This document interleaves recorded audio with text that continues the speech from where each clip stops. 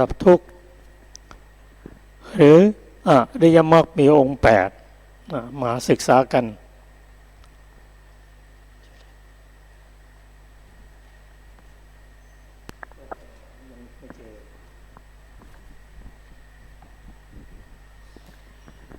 สวัสดีค่ะท่านผู้ฟังทุกขานิโรธคาไม่นีปฏิปทาอริยสัจดูก่อนภิกษุทั้งหลายอริยสัจคือทุกขานิโรธคาไม่นีปฏิปทาข้อปฏิบัติให้ถึงธรรมเป็นที่ดับทุกข์เป็นอย่างไรทางอันประเสริฐประกอบด้วยองค์8ทางเดียวนี้แลทางนี้เป็นอย่างไรคือความเห็นชอบความดำริชอบการเจรจาชอบการกระทำชอบการเลี้ยงชีพชอบความพยายามชอบความระลึกชอบความตั้งจิตมั่นชอบดูก่อนภิกษุทั้งหลายสัมมาทิฏฐิความเห็นชอบเป็นอย่างไรดูก่อนภิกษุทั้งหลายความรู้ในทุกข์ความรู้ในเหตุให้เกิดทุกข์ความรู้ในธรรมเป็นที่ดับทุกข์ความรู้ในข้อปฏิบัติให้ถึงธรรมเป็นที่ดับทุกข์อันใดแลดูก่อนภิกษุทั้งหลายอันนี้กล่าวว่าสัมมาทิฏฐิดูก่อนภิกษุทั้งหลายสัมมาสังกัปปะความดำริชอบเป็นอย่างไรความดำริในการออกบวชคือออกจากกามารมณ์ความดำริในความไม่พยาบาทความดำริในการไม่เบียดเบียนดูก่อนภิกษุทั้งหลายอันนี้กล่าวว่าสัมมาสังกัปปะดูก่อนภิกษุทั้งหลายสัมมาวาจาหรือการเจรจาชอบเป็นอย่างไรการเว้นจากการกล่าวเท็จการเว้นจากวาจาส่อเสียดการเว้นจากวาจาหยาบคายการเว้นจากเจรจาเพ้อเจ้อดูก่อนภิกษุทั้งหลายอันนี้กล่าวว่าสัมมาวาจาดูก่อนภิกษุทั้งหลายสัมมากัมมันตะการกระทำชอบเป็นอย่างไรการเว้นจากการฆ่าสัตว์การเว้นจากการยึดการเว้นจากการถือเอาสิ่งของที่เจ้าของไม่ได้ให้การเว้นจากความประพฤติผิดในกามดูก่อนภิกษุทั้งหลายอันนี้กล่าวว่าสัมมากัมมันตะดูก่อนภิกษุทั้งหลายสัมมาอาชีวะการเลี้ยงชีพชอบเป็นอย่างไรดูก่อนภิกษุทั้งหลายพระอริยสาวกในธรรมวินัยนี้ละความเลี้ยงชีพผิดเสียแล้วย่อมสำเร็จความเป็นอยู่ด้วยการเลี้ยงชีพชอบดูก่อนภิกษุทั้งหลายอันนี้กล่าวว่าสัมมาอาชีวะดูก่อนภิกษุทั้งหลายสัมมาวายามะหรือความพยายามชอบเป็นอย่างไรดูก่อนภิกษุทั้งหลายภิกษุในธรรมวินัยนี้เพื่อจะยังอกุศลธรรมอันเป็นบาปที่ยังไม่เกิดขึ้นไม่ให้เกิดขึ้นย่อมยังความพอใจให้บังเกิดย่อมพยายามย่อมปรารภความเพียรย่อมประคองตั้งจิตไว้เพื่อจะละอกุศลธรรมอันเป็นบาปที่เกิดขึ้นแล้วย่อมยังความพอใจให้บังเกิดความพยายามขออภัยย่อมยังความพอใจให้บังเกิดย่อมพยายามย่อมปรารภความเพียรย่อมประคองตั้งจิตไว้เพื่อจะยังกุศลธรรมที่ยังไม่เกิดขึ้นให้เกิดขึ้นย่อมยังความพอใจให้บังเกิดย่อมพยายามย่อมปรารภความเพียรย่อมประคองตั้งจิตไว้เพื่อความตั้งอยู่ไม่ให้สาบสูญเจริญยิ่งไพบูลย์มีขึ้นเต็มเปี่ยมแห่งกุศลธรรมที่เกิดขึ้นแล้วย่อมยังความพอใจให้เกิดขึ้นย่อมพยายามย่อมปรารภความเพียรย่อมประคองตั้งจิตไว้ดูก่อนภิกษุทั้งหลายอันนี้กล่าวว่าสัมมาวายามะ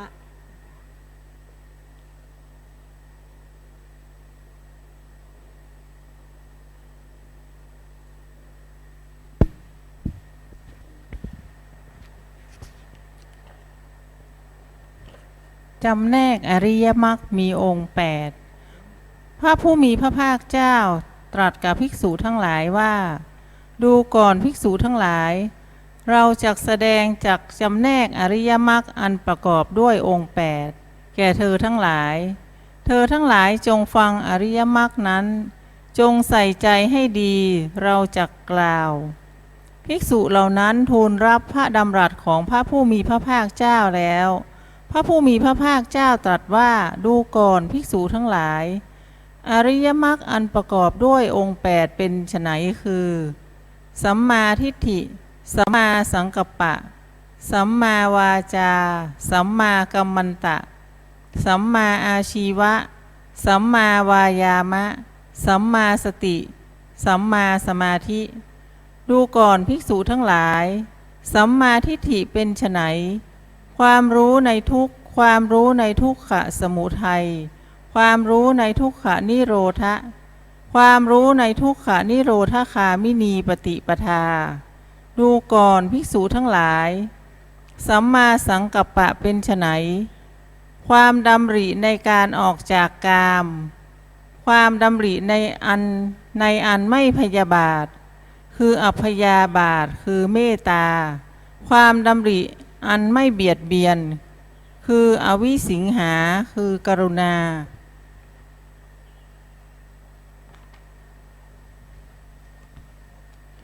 ดูก่อนภิกษุทั้งหลายสัมมาวาจาเป็นไฉน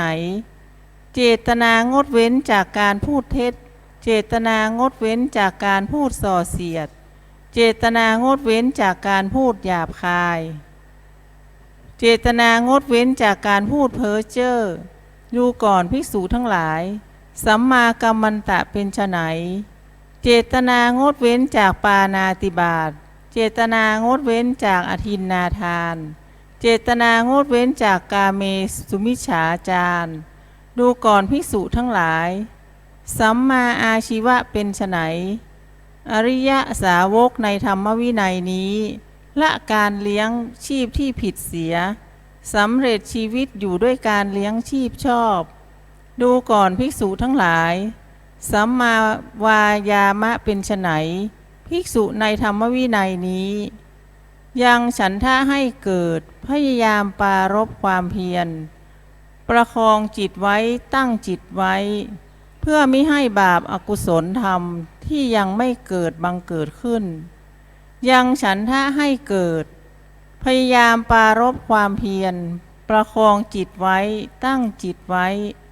เพื่อละบาปอกุศลธรรมที่บังเกิดขึ้นแล้วยังฉันทะให้เกิดพยายามปรารภความเพียรประคองจิตไว้ตั้งจิตไว้เพื่อให้กุศลธรรมที่ยังไม่เกิดบังเกิดขึ้นยังฉันทะให้เกิดพยายามปรารภความเพียรประคองจิตไว้ตั้งจิตไว้เพื่อความตั้งมั่นไม่ฟั่นเฟือนความเพิ่มพูนความไพบูรณ์เจริญบริบูรณ์แห่งกุศลธรรมที่บังเกิดขึ้นแล้วดูก่อนภิกษุทั้งหลายสัมมาสติเป็นไฉนภิกษุในธรรมวินัยนี้พิจารณาเห็นกายในกายอยู่มีความเพียรมีสัมปชัญญะมีสติกำจัดอภิชาและโทมนัสในโลกเสียได้พิจารณาเห็นเวทนาในเวทนาอยู่มีความเพียรมีสัมปชัญญะมีสติกำจัดอภิชาและโทมนัสในโลกเสียได้พิจารณาเห็นจิตในจิตอยู่มีความเพียรมีสัมปชัญญะมีสติกำจัดอภิชาและโทมนัสในโลกเสียได้พิจารณาเห็นธรรมในธรรมอยู่มีความเพียรมีสัมปชัญญะมีสติกำจัดอภิชาและโทมนัสในโลกเสียได้ดูก่อนภิกษุทั้งหลายก็สัมมาสมาธิเป็นไฉนภิกษุในธรรมวินัยนี้สงัดจากกามสงัดจากอกุศลธรรมบรรลุปฐมฌาน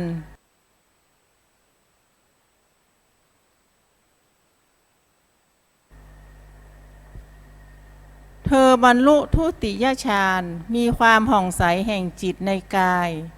ในธรรมเอกผุดขึ้นไม่มีวิตกวิจาร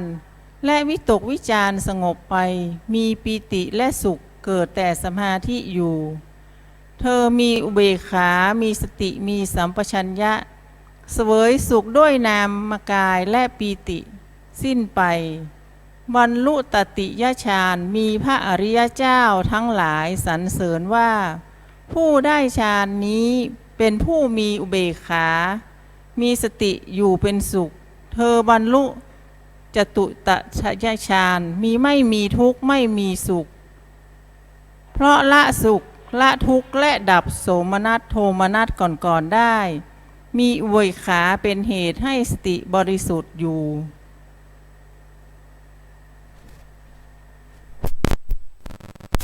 ท่านผู้ฟังที่เคารพครับท่านผู้ฟังได้รับฟังหนทางดับทุกข์ซึ่งพระองค์ได้ตรัสไว้และเราได้ศึกษามีอยู่ในมหาสติปัฏฐานสูตรและพระองค์ยังได้ตรัสถึงการจำแนกมรรคมีองค์8ด้วยก็ทำให้เราได้เข้าใจมากขึ้น มรรคมีองค์8นี้ ถ้าสรุปลงแล้วก็คือศีลสมาธิและปัญญาเริ่มต้นด้วยปัญญาคือสัมมาทิฏฐิสัมมาสังกัปปะตามด้วยศีลคือสัมมาวาจาสัมมากัมมันตะและสัมมาอาชีวะหนุนด้วยสมาธิคือสัมมาวายามะสัมมาสติสัมมาสมาธิที่เราได้ฟังนั้นเราไม่สงสัยว่าผู้ที่ปฏิบัติมรรคองค์8นั้นย่อมขูดกิเลสตัดกิเลสไปตามลำดับมรรคมีองค์8นั้นเราน้อมนำมาปฏิบัติเรียกว่าโลกิยมรรคเราตรัสรู้แล้วก็เป็นโลกุตตรมรรคมรรคมีองค์8นั้นเป็นเรื่องที่เราต้องน้อมนำมาศึกษาปฏิบัติถ้าศึกษาปฏิบัติไปเราเห็นว่าผู้ปฏิบัติมรรคองค์8นั้นในด้านวิปัสสนานั้นเข้าถึงปัสสนาจะเห็นว่าไม่มีตัวตนบุคคลผู้ใดไปปฏิบัติมรรคองค์8แต่เป็นเพียงสภาวะธรรมครับวันนี้เราจะมาศึกษาในรายละเอียดให้เข้าถึงหลักวิชาการคือพระอภิธรรมก็ขอเชิญอาจารย์ประเสริฐครับ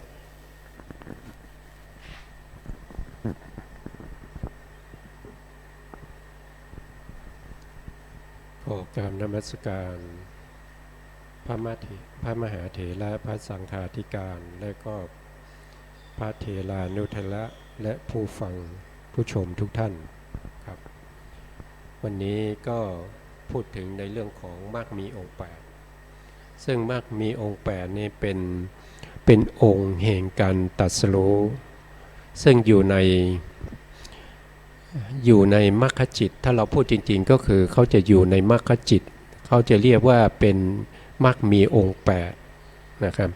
แต่มรรคมีองค์8เนี่ยในโลกิยะก็มีนะครับไม่ใช่มีเฉพาะในมรรคจิตเท่านั้นนะในโลกิยะอย่างเช่นในอกุศลก็มีนะครับในอกุศลก็มีนะในมหากุศลก็มีในมหาคตากุศลก็มีนะครับในโลกุตระกุศลก็มีนะครับเพราะฉะนั้นการที่เราจะเข้าใจว่าตัวที่เราจะใช้ในการที่จะตัดกิเลสนะครับเข้าถึงการทำลายซึ่งอนุสัยกิเลสที่นอนเนื่องอยู่ในขันธสันดานของเราเนี่ยมันจะเป็นมรรคมีองค์8ตรงไหนอย่างไรนะ ตอนแรกนี้ผมก็จะพูดถึงในส่วนที่เป็นองค์ธรรมก่อนนะครับคำว่ามากมีองค์8เนี่ยตัวแรกเนี่ยที่เป็นสัมมาทิฏฐินะครับสัมมาทิฏฐิคืออะไรสัมมาทิฏฐิก็คือตัวปัญญานะครับเป็นตัวปัญญาที่เกิดขึ้นในจิตนะเกิดขึ้นในจิตจะมีตั้งแต่โลกิยะกุศลก็คือในมหากุศลนะในมหากุศลมีอยู่8ดวงนะครับใน8ดวงนี้ก็จะมีอยู่4ดวงนะ4ดวงที่จะเป็นญาณสัมปยุตญาณสัมปยุตก็คือดวงที่1ดวงที่2ดวงที่5แล้วก็ดวงที่6 4ดวงนี้เขาจะประกอบด้วยปัญญาแต่ปัญญาก็มีหลายอย่างนะครับปัญญาก็มีตั้งแต่1ก็คือปัญญาเบื้องต่ำที่สุดเลยนั่นก็คือเราจะเรียกว่าเป็นปัญญาประเภทที่เป็นสักกตาสัมมาทิฏฐิก็คือเชื่อในเรื่องของกรรมและผลของกรรมนะอันนี้เป็นปัญญาขั้นต้นนะเป็นปัญญาเริ่มต้นนะครับแล้วปัญญาที่2ก็จะเป็นปัญญาประเภทที่เราเรียกว่าเป็นฌานนะปัญญาในฌานนะปัญญาในฌานคืออะไรปัญญาในฌานก็คือปัญญาที่ประกอบกับมหาคตาจิตนะอันที่2นะอันที่3นี่ก็คือปัญญาที่อยู่ในวิปัสสนาปัญญานะครับวิปัสสนาปัญญาก็คืออะไรก็คือปัญญาที่อยู่ในมหากุศลแต่มหากุศลนั้นเป็นตัวที่พิจารณาถึงความเป็นอนิจจังทุกขังอนัตตาของรูปและนามตัวนั้นจะเป็นวิปัสสนาปัญญานะครับจากวิปัสสนาปัญญาก็ขึ้นไปสู่ในความเป็นที่เขาเรียกว่าเป็นมรรคปัญญามรรคปัญญานี่เกิดที่ไหนเกิดในมรรคจิตนะเกิดในมรรคจิตทำหน้าที่อะไรทำหน้าที่ปหานานุสัยที่นอนเนื่องอยู่ในขันธสันดานที่เรามองไม่เห็นนะครับเมื่อมรรคจิตเกิดขึ้นนะมีปัญญาที่อยู่ในมรรคจิตที่เราเรียกว่าเป็นสัมมาทิฏฐิตัวนี้จะเป็นตัวที่ไปปหารอนุสัยนะอนุสัยกิเลสนะแล้วนอกจากนั้นปัญญายังมีนะครับยังมีอยู่ในเขาเรียกว่าเป็นผลนะผลคือปัญญาที่อยู่ในผลและจิตนะครับในผลและจิตก็มีปัญญาแต่เป็นปัญญาในผลปัญญาในผลนี่มีไว้ทำอะไรปัญญาในผลมีไว้ในการพิจารณาในการเข้าไปพิจารณาถึงกิเลสที่ละไปแล้วกิเลสที่เหลือนะครับกิเลสที่ละไปแล้วที่เหลือแล้วก็พิจารณามรรคจิตผลจิตแล้วก็พิจารณาในอารมณ์ที่เป็นนิพพานนะครับก็มีปัญญาเหมือนกันนะครับแล้วปัญญาสุดท้ายเขาจะเรียกว่าเป็นปัญญาที่อยู่ในปัจเจเวกขณะวิถีก็คือวิถีที่เกิดขึ้นมาเพื่อจะพิจารณาว่าเมื่อตะกี้นี้มรรคจิตเกิดขึ้นแล้วผลจิตเกิดขึ้นแล้วตอนนี้เราได้เป็นโสดาบันหรือเปล่าเราเป็นโสดาบันหรือเปล่าเราเป็นสกทาคามีไหมเราเป็นอนาคามีไหมเราเป็นพระอรหันต์ไหมนะครับคือปัญญาพวกนี้มันจะต่อเนื่องกันขึ้นมาเรื่อยๆนะครับอันนี้พูดถึงปัญญาในพระพุทธศาสนาเป็นปัญญาแห่งการตรัสรู้นะครับเป็นปัญญาที่เรากำลังเรียนอยู่แต่ถ้าเป็นปัญญาประเภทที่เป็นโลกิยะที่ว่า1 บวก 1เป็น2อย่างเงี้ยนะ1 บวก 1เป็น2จำได้หมายรู้นะครับไม่ลืมมีจำได้ในเรื่องของคณิตศาสตร์ในเรื่องของวิทยาศาสตร์ในเรื่องของสังคมนะครับเรื่องพวกนี้มันเป็นเรื่องของทางโลกนะครับมันคนละปัญญากันนะครับมันไม่ได้เป็นปัญญาในการที่จะให้เราพ้นไปจากทุกข์ทั้งหลายได้ไม่สามารถที่จะทำให้เราเนี่ยพ้นทุกข์ได้นะครับสิ่งที่จะทำให้เราพ้นทุกข์ได้ก็มีปัญญาอยู่6อย่างปัญญา6อย่างนี้เราก็จะเรียกว่าเป็นสัมมาทิฏฐิสัมมาทิฏฐิก็คือตัวปัญญาถ้าว่าโดยองค์ธรรมจริงๆเขาคือเจตสิกตัวหนึ่งที่เราเรียกว่าอโมหะเจตสิกนะครับอโมหะเจตสิกที่อยู่ในส่วนของโสภณเจตสิกซึ่งเป็นดวงสุดท้ายเป็นตัวปัญญาแล้วตัวปัญญานี้จะประกอบกับจิต นะครับในทั้งหมดเนี่ยนะครับก็จะมีอยู่47 ดวงด้วยกันนะครับ47 ดวงด้วยกันนะคือตัวปัญญานะอันนี้เป็นสัมมาทิฏฐินะครับสัมมาทิฏฐิที่เรากำลังศึกษาอยู่แต่สัมมาทิฏฐิที่เราพูดถึงเนี่ยเราพูดเฉพาะในส่วนที่เป็นตัวองค์ธรรมเท่านั้นนะครับจริงๆแล้วยังจะมีอีกนะครับที่เราเรียกว่าเป็นหนึ่งก็คือกรรมสกตาสัมมาทิฏฐินะครับอันนี้เชื่อเรื่องของกรรมเรื่องของผลของกรรมนะแล้วก็ยังมีทัศกะวัตถุ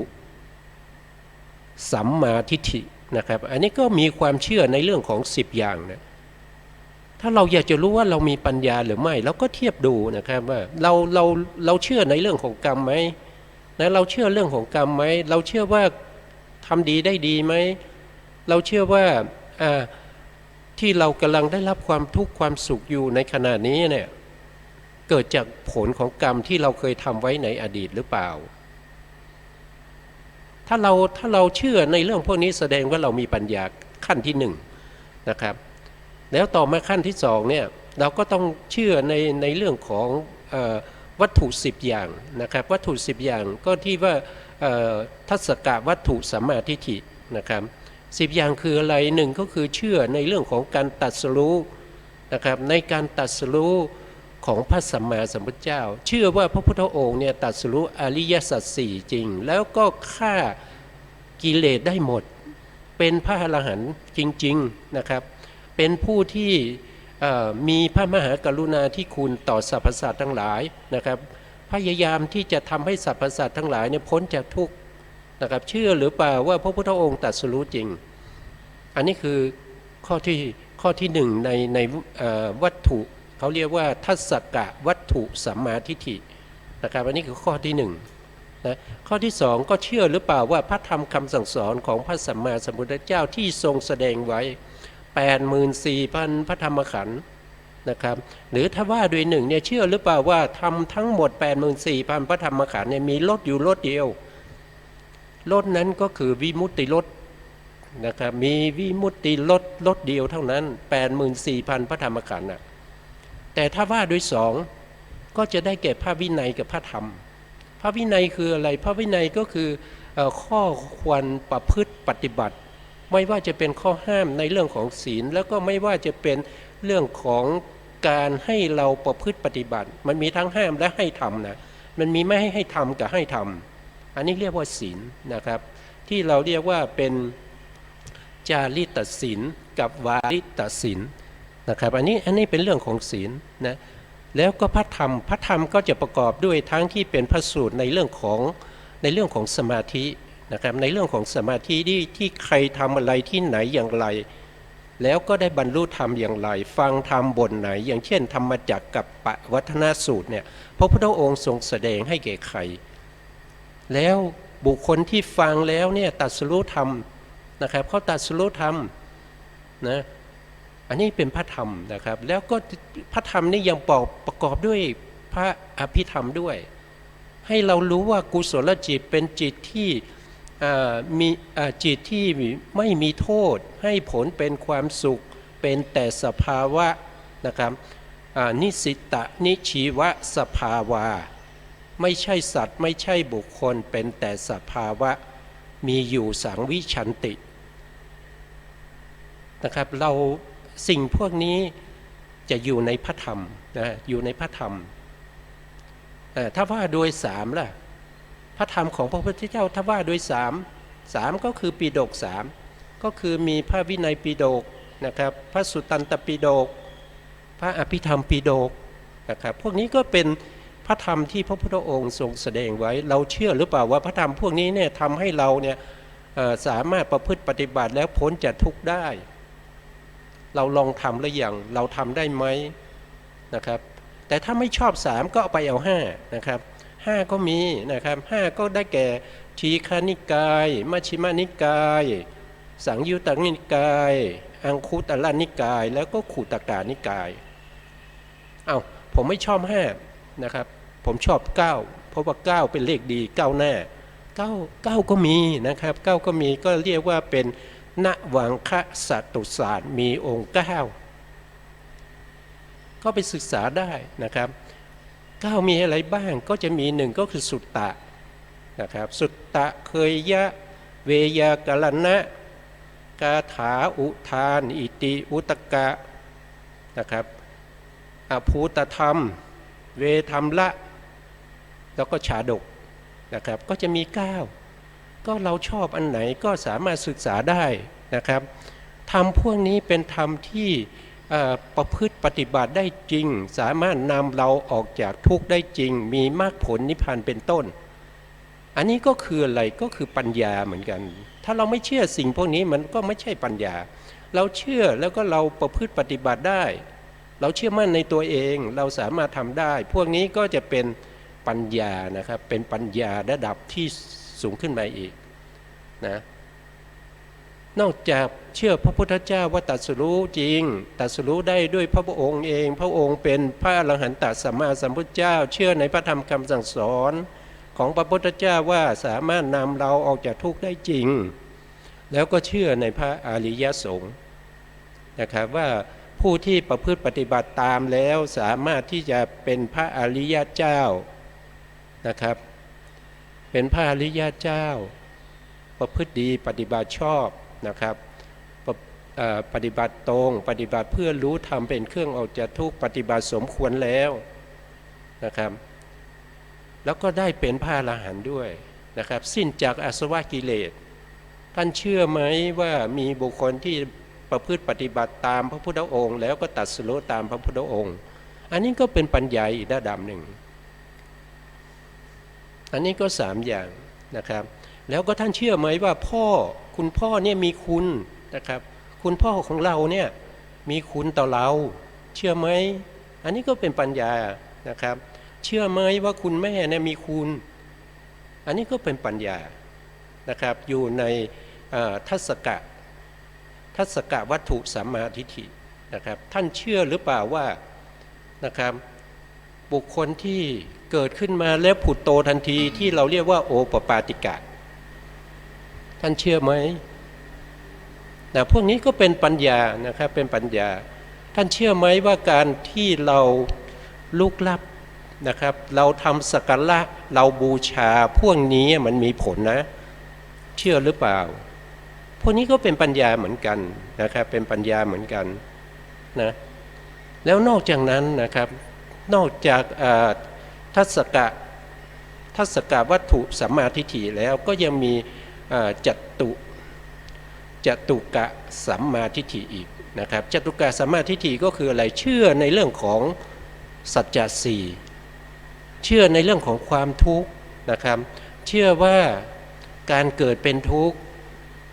นะครับการที่เราเกิดเนี่ยเป็นทุกข์นะไม่ใช่ว่าเกิดมาแล้วก็ต้องมาฉลองเอาดนตรีมาเล่นนะครับมาร้องรำทำเพลงมันเป็นความสุขเหรอครับที่เราเกิดมาเนี่ยมันเป็นการเริ่มต้นแห่งความทุกข์นะครับทุกข์ทั้งหลายเนี่ยมันเริ่มต้นจากการเกิดถ้าไม่มีเกิดเราจะมีทุกข์เหรอครับถ้าเราเชื่อว่าการเกิดเป็นสุขนั่นไม่ใช่ปัญญานะครับนั่นไม่ใช่ปัญญาแล้วก็ไม่ใช่หนทางแห่งความที่เราจะพ้นทุกข์ได้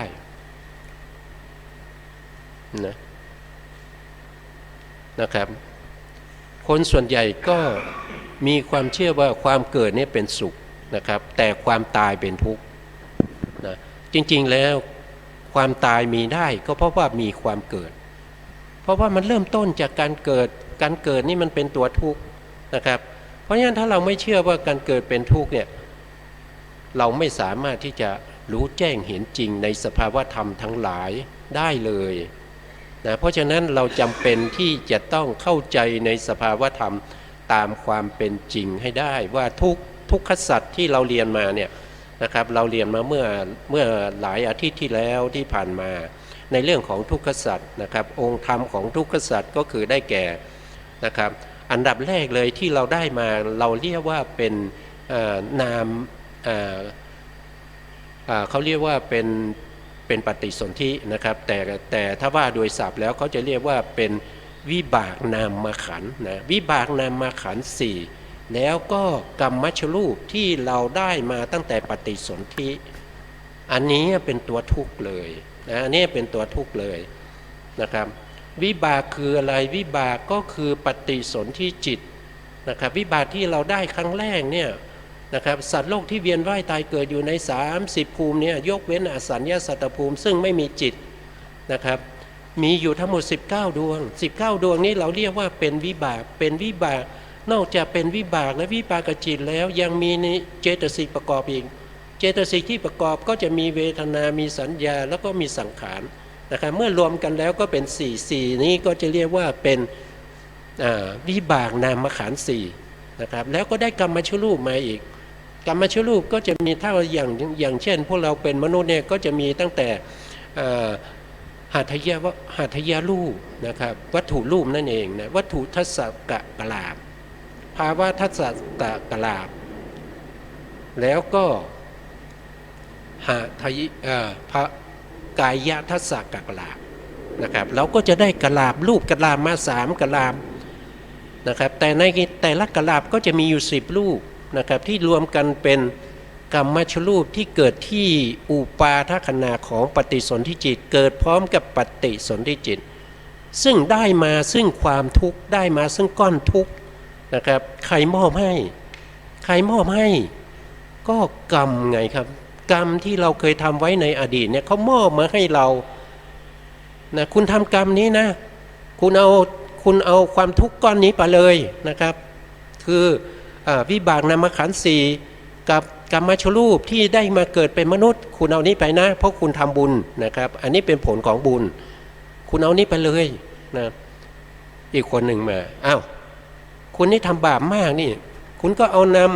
ำวิบากนามขันธ์4ไปพร้อมกับกรรมชรูปก็แล้วกันแต่คุณทำกรรมที่เป็นอกุศลมากคุณก็เอาอุเบกขาสันติรณะอกุศลวิบากแล้วก็กรรมชรูปที่เป็นเดรัจฉานไปเกิดก็แล้วกันเนี่ยมันก็เป็นอยู่อย่างนี้อันนี้มันเป็นธรรมชาตินะครับมันไม่ได้มีใครที่มาบัญญัติไว้ไม่ได้มีใครมาตั้งกฎเกณฑ์เอาไว้แต่มันเป็นโดยธรรมชาติมันเป็นโดยความเป็นจริงมันเป็นอย่างนั้นเพียงแต่เราไม่รู้เพราะเราไม่รู้เราจึงมีอวิชชาแต่ถ้าเรารู้เราก็เป็นสัมมาทิฏฐิเห็นไหมมันกลับกันนิดเดียวนะครับเพราะเราเห็นว่าทุกวันเนี่ยการเกิดเนี่ยเป็นสุขได้หลานเป็นผู้ชายโอ้ฉลองกันใหญ่เลยนะเอาดนตรีมาเล่นนะถ้าได้หลานมาเป็นผู้หญิงเอาก็ความสุขน้อยลงหน่อยนะครับเอาแค่บอกก็แล้วกันไม่ต้องเอาดนตรีมาเล่นนะครับเนี่ยมันก็เป็นไปอย่างนี้เพราะว่าเราเห็นอะไรเราเห็นทุกข์เป็นสุขอ่ะการที่เราเห็นทุกข์เป็นสุขนี่มันเป็นวิปลาสนะครับมันเป็นวิปลาสนะครับวิปลาสมันไม่ใช่เป็นความจริงเราไม่เห็นตามความเป็นจริงไงนะครับเราไม่เห็นว่าสิ่งพวกนี้มันเป็นทุกข์มาจากไหนมาจากการเกิดมีอะไรก็ตามนะครับไม่ว่าจะมีบ้านมีช่องมีที่ดินมีอะไรทั้งหมดเนี่ยมันเป็นทุกข์หมดเลยนะมันเป็นทุกข์หมดเลยมีเงินมีทองทั้งหมดมันเป็นทุกข์นะครับ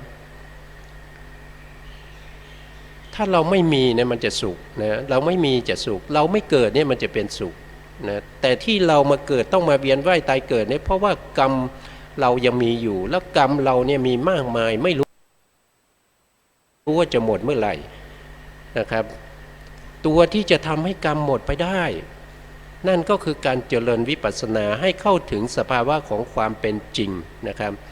ถ้าเราสามารถที่จะเจริญวิปัสสนาให้เห็น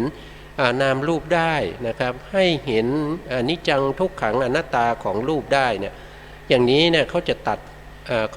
วัฏฏะนะครับตัดวัฏฏะที่เราเรียกว่าอารัมมนานุสัยนะอารัมมนานุสัยนะครับถึงแม้ว่าเราจะไม่สามารถที่จะตัดในเรื่องของสันตนานุสัยสันตนานุสัยก็คืออะไรก็คืออนุสัยที่มันนอนเนื่องอยู่ในขันธสันดานอารัมมนานุสัยก็คืออนุสัยที่อาศัยอารมณ์นะครับอนุสัยมันนอนอยู่ในจิตตสันดานของเราเมื่อมีโอกาสมีอารมณ์มากระทบมันก็จะผุดขึ้นมาแ แต่ถ้าเราตัดอารมณ์เสียนะครับที่เราเรียกว่าเป็นอารามณานุสัยอนุสัยนั้นมันก็โผล่ขึ้นมาไม่ได้อนุสัยก็โผล่ขึ้นมาไม่ได้เมื่ออนุสัยโผล่ขึ้นมาไม่ได้เราก็มีทุกข์น้อยใช่ไหมครับเราไม่ต้องทุกข์มากนะครับแต่ถามว่าอนุสัยหมดไปไหมมันไม่หมดไปมันยังนอนเนื่องอยู่นะแต่ถ้าเราสามารถที่จะเจริญวิปัสสนาเข้าถึงในเรื่องของมรรคนะครับมรรคผลเนี่ยมันเข้าไปตัดอนุสัยในสันดานเลยในจิตใต้สำนึกของเราเลยนะครับเข้าไปตัดข้างในเลยอันนี้เรียกว่าเป็นสันตานานุสัยนะไปตัดสันตานานุสัยนะครับโสดาปัตติมรรคเกิดขึ้นนะครับความเห็นผิดทั้งหลายหมดไปนะครับความเห็นผิดทั้งหลายหมดไปความสงสัยในเรื่องของพระพุทธพระธรรมพระสงฆ์เรื่องของการประพฤติปฏิบัตินะครับในเรื่องที่เรากำลังพูดถึงอยู่ตอนนี้ที่มีความสงสัยนะหมดไปเลยนะครับไม่มีอีกแล้วไม่ต้องมาไม่ต้องมาถามนะครับว่าคุณของพ่อมีไหมคุณของแม่มีไหมไม่ต้องมาถามพระพุทธเจ้าตรัสรู้จริงไหมหรือว่าเขามีบุคคลที่อยากจะให้เราทำคุณงามความดีมาแต่งเอาเป็นนิทานเอาไว้ไม่ต้องมาถามไม่ต้องมาคิดอย่างนั้นอีกต่อไปนะครับผมก็มีประสบการณ์นะครับเรื่องของพระพุทธเจ้านะครับมีเพื่อนอยู่หลายท่านนะครับก็มาถามผมนะครับเรื่องของพระพุทธศาสนาเนี่ยจริงๆแล้วมีคนมาแต่งเอาไว้นะครับมีบัณฑิตในสมัยโบราณนี่มาแต่งเอาไว้มาพูดกับผมอย่างนี้นะครับผมก็ถามว่าคุณเชื่อไหมว่าพระนเรศวรมีจริงเขาบอกว่าเขาเชื่อว่าพระนเรศวรมีจริงแต่พระพุทธเจ้าไม่มีเขาบอกว่าพระพุทธเจ้าเป็นเรื่องที่แต่งขึ้นมาผมถามว่าคุณเชื่อได้ยังไงว่าพระนเรศวรมีจริงเขาก็บอกว่าดูจากพงศาวดารดูจากหลักฐานต่างๆศิลาจารึกนะครับผมก็ถามว่าคุณเคยไปอินเดียไหมคุณเคยไปดูหรือเปล่าว่าสถานที่พระพุทธองค์ตรัสรู้สถานที่พระพุทธองค์ประสูติตรัสรู้ปรินิพพานที่แสดงธรรมนะมีไหมเขาบอกไม่เคยไปงั้นคุณไปก่อนแล้วค่อยมาพูดกับผมนะครับผมก็บอกอย่างนี้คุณไปดูก่อนแล้วคุณถึงจะกลับมาพูดกับผมว่ามีจริงหรือเปล่าตั้งแต่วันนั้นจนถึงวันนี้เขาก็ไม่พูดเรื่องนี้กับผมแต่เจอหน้าผมเมื่อไหร่เขาบอกว่าเสิร์ชภพนี้ผมเป็นภพสุดท้ายแล้วนะภพหน้าผมจะไม่เกิดอีกแล้วเขาพูดอย่างนี้แต่เขาไม่รู้อะไรเลยนะครับเขาไม่รู้อะไรเลยอันนี้เป็นมิจฉาทิฏฐินะครับมิจฉาทิฏฐิแบบนี้รุนแรงนะครับตายแล้วไปนรกนะเนี่ยเพราะอะไรเพราะว่าเห็นว่ามันขาดศูนย์นะครับคือขาดศูนย์ก็คือชีวิตเขาเนี่ยเขาบอกว่าเขาตายชาตินี้แล้วเขาไม่เกิดละนะครับโดยที่เขายังไม่ได้มรรคได้ผลเลยอันนี้ขาดศูนย์นะครับขาดศูนย์แบบนี้เนี่ยไม่มีแก้ไม่ได้ถ้าแก้ไม่ได้เนี่ยอย่างพระพุทธเจ้าจะไปโปรดจะไปแก้เนี่ยไม่สามารถแก้ได้นะครับอย่างนี้เนี่ยกรรมนี้หนักกว่าปัญจนันตริยกรรมหนักกว่าการฆ่าพ่อฆ่าแม่ฆ่าพระอรหันต์นะครับทำให้พระพุทธเจ้าห่อพระโลหิตทำให้สงฆ์แตกกันกรรมนี้มันหนักกว่านะครับแต่ไม่รู้ว่าบุคคลคนนั้นกำลังฟังหรือเปล่านะครับถ้าฟังแล้วก็ให้คิดใหม่นะครับให้คิดใหม่แล้วก็ทำใหม่นะครับซึ่งการคิดของท่านนะไม่ถูกต้องไม่ได้ตั้งอยู่บนหลักฐานของความเป็นสัจธรรมไม่ได้ตั้งอยู่บนหลักฐานของวิชาการแม้แต่วิชาการทางโลกท่านก็ไม่ได้ตั้งอยู่นะครับเพราะฉะนั้นให้ท่านเข้าใจนะครับแล้วเปลี่ยนความคิดเพราะว่าอะไรจุดมุ่งหมายของท่านน่ะมันน่ากลัวนะครับเพราะว่าใน31ภูมิเนี่ยที่น่ากลัวที่สุดนั่นก็คือนรกนั่นเองนะครับนรกเนี่ยเป็นที่น่ากลัวเป็นที่สัตว์ถูกทรมานโดยไม่มีเวลาแม้กระทั่งจะทานอาหารนะครับไม่มีเวลาที่จะต้องมานั่งคิดนะครับว่าก กำลังคิดถึงคนนั้นคนนี้ไม่มีเวลาเลยแม้กระทั่งหายใจทุกขณะที่หายใจก็ถูกทรมานอยู่ตลอดเวลานะครับเพราะฉะนั้นถ้าไปนรกเนี่ยไม่มีโอกาสแล้วครับที่จะกลับมาเป็นมนุษย์อีกนะถ้าไม่มีบุญจริงๆอย่างเช่นพระเทวทัตเนี่ยท่านสร้างสะสมบารมีมาถึง1 อสงไขยนะครับอันนี้ไม่เป็นไรเพราะท่านมีบุญนะครับอย่างเช่นพระเจ้าอาชาติศัตรูนะครับอันนี้ก็ไปนรกนี่ฆ่าบิดานะครับฆ่าบิดาปิตุฆาตนะไปนรกนะอันนี้ก็จะกลับมาเป็นพระปัจเจกเหมือนกันเพราะว่าได้รับพุทธพยากรณ์แล้วเพราะว่าเขาถึงแม้เขาทำความชั่วในภพนี้แต่ว่าเดิมเนี่ยเขามีบุญไว้มากมายนะครับเพราะฉะนั้นเขาจะได้เป็นพระปัจเจกนะแต่พวกเราเนี่ยพวกเราสร้างบุญไว้มากเหมือนพระเจ้าอาชาติศัตรูไหมได้สร้างบารมีมา1 อสงไขยเหมือนกับพระเทวทัตหรือเปล่าถ้าเราพลาดท่าไปตรงนั้นเนี่ยจะทำยังไงไม่มีใครช่วยได้นะครับไม่มีใครช่วยได้กรรมพวกนี้มันเป็นกรรมของใครของมันนะครับนะต้องเชื่อนะครับต้องเชื่อเรื่องของกรรมนะครับอันนี้เป็นสัมมาทิฏฐินะครับคือข้อที่1นะครับผู้การครับมันมีอยู่8ข้อนะครับจริงๆแล้วข้อที่1ยังไม่จบนะครับคือมันมีเนื้อหาเยอะแยะนะครับมันมีเนื้อหามากมายนะครับแต่ว่าเวลามันไม่มากนะครับก็คืนไมค์ให้ผู้การก่อนครับขอบคุณครับท่านผู้ฟังที่เคารพครับเรากำลังศึกษาถึงหนทางเข้าสู่ความดับทุกข์อันได้แก่มรรคมีองค์8มรรคมีองค์8นี้เริ่มต้นด้วยสัมมาทิฏฐิสัมมาสังกัปปะ2 ตัวนี้เป็นปัญญาสัมมาวาจาสัมมากัมมันตะสัมมาอาชีวะนี้เป็นศีลสัมมาวายามะสัมมาสติสัมมาสมาธิสงเคราะห์ไปในเรื่องของสมาธิสรุปแล้วมรรคมีองค์8นั้นก็เป็นเรื่องของศีลสมาธิและปัญญานี่เรากำลังฟังจบไปนี้เป็นเรื่องของปัญญาในศีลสมาธิปัญญานั้นเขาทำงานร่วมกันไม่แยกออกจากกันนั่นก็คือผู้ที่มีศีลเขาก็มีปัญญาเขาก็มีสมาธิส่วนผู้ปฏิบัติด้านสมถะหรือสมาธินั้นเขาก็มีศีลมีปัญญาและแน่นอนที่สุดผู้ที่ประกอบด้วยปัญญาก็ต้องมีศีลมีสมาธิร่วมอยู่ด้วย เรื่องของปัญญานั้นพัฒนาได้จากไม่รู้เป็นรู้ปัญญาก็มีหลายระดับขั้นเป็นไปตามลำดับปัญญาในระดับศีลนั้น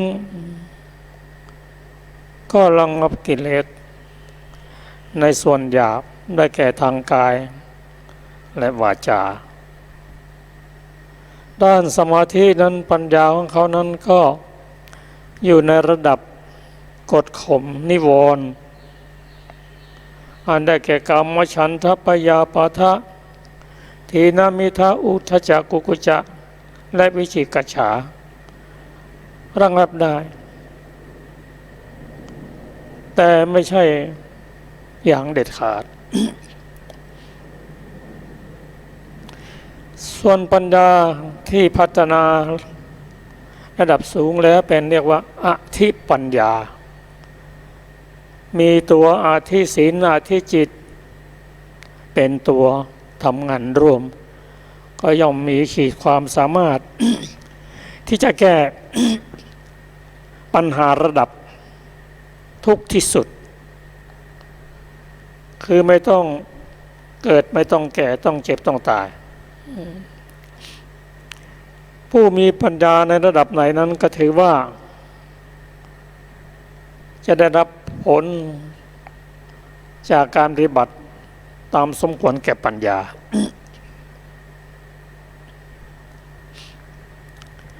เช่นปัญญาที่เราสนใจกันเรื่องหนึ่งก็คือกรรมกสตาปัญญาเชื่อในเรื่องกฎแห่งกรรมเนี่ยถ้าได้ปัญญาระดับนี้ก็หมดทุกข์ไปเยอะทีเดียวท่านผู้ฟังที่เคารพครับเชื่อว่าเราทำกรรมอย่างใดจะต้องได้รับผลอย่างนั้นทำกรรมดีได้รับผลดีทำกรรมชั่วได้รับผลชั่ว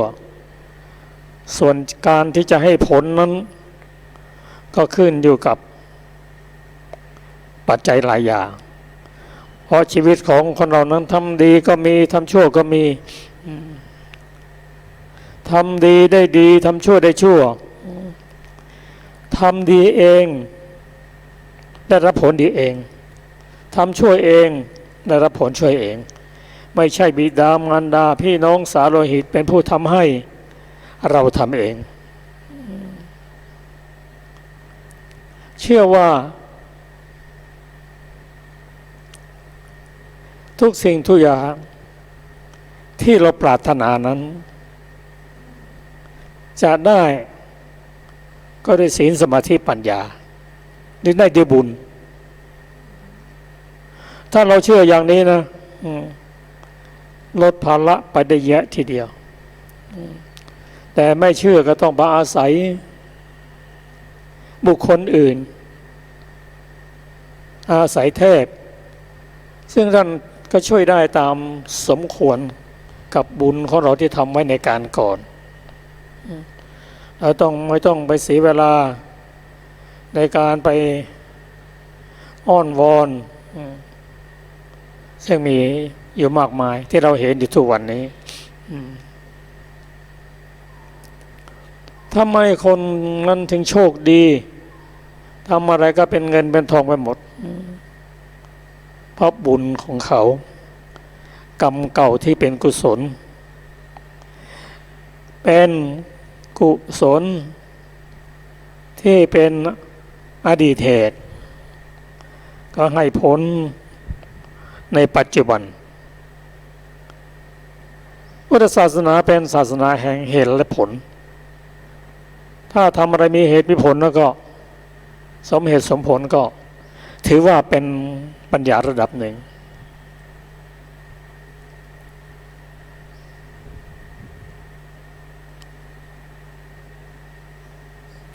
เรียกว่าเป็นถ้าเราศึกษาก็เห็นว่าระดับของปฏิสัมภิทารู้เหตุรู้ผลถ้าเราอยากจะได้อะไรประสงค์อะไรก็สร้างเหตุให้สมกับผลที่เราต้องการแม้จะไม่ได้นะได้ทันทีทันใดก็แน่นอนนี่เป็นเรื่องของปัญญาสิ่งพัฒนาได้คนมีศีลก็มีปัญญาคนมีสมาธิก็มีปัญญาคนถึงระดับฌานนั้นก็ได้มีปัญญาในวิสุทธิมรรคกล่าวว่าที่ไหนไม่มีฌานคือไม่มีสมาธิระดับฌานก็ไม่มีปัญญาที่ไหนไม่มีปัญญาที่นั่นก็ไม่มีฌานถ้าคนมีทั้งปัญญาได้ทั้งฌานแล้วก็ใกล้พระนิพพานเข้าไปทุกทีนี่เป็นเรื่องของปัญญา เชื่ออยู่อย่างหนึ่งว่าทุกสิ่งทุกอย่างได้ด้วยบุญคือศีลสมาธิปัญญาทำเองได้เองครับต่อไปก็จะเป็นเรื่องของปัญญาระดับที่เรียกว่าสัมมาสังกัปปะ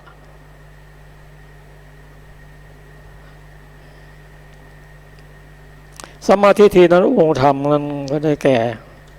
ปัญญินทรีย์ส่วนสัมมาสังกัปปะนั้นองค์ธรรมก็คือวิตกอยู่ในปกิณกะเจตสิก ปกิณกะเจตสิกมี6ได้แก่ปิตกวิจารอธิโมกข์วิริยะปิติฉันทะเนี่ยเขาอยู่เนี่ยโดยเฉพาะสัมมาสังกัปปะนั้นเป็นเรื่องที่น่าสนใจเพราะเป็นได้ทั้งกุศลและอกุศลถ้าเราพิจารณาไปเข้าใจไปตัวสัมมาตัวสังกัปปะที่เป็นอกุศลนั้นคือตรึกในเรื่องของกรรมคุณคิดในเรื่องของกรรมคุณตรึกในเรื่องนั้นหมกมุ่นในเรื่องนั้น2พยาปาทวิตกคิดที่จะพยาบาทแก้แค้นวิหิงสาวิตกตรึกในเรื่องที่จะเบียดเบียนผู้อื่นถ้าวนเวียนอยู่ใน3อย่างนี้3อย่างนี้เป็นอกุศลถ้าอากุศลยังครองอยู่ในจิตใจอยู่นั้นก็กุศลเข้ามาไม่ได้เพราะอกุศลวิตกนั้นดับเสียซึ่งปัญญาเราต้องใช้การพิจารณาโดยแยบคาย พิจารณา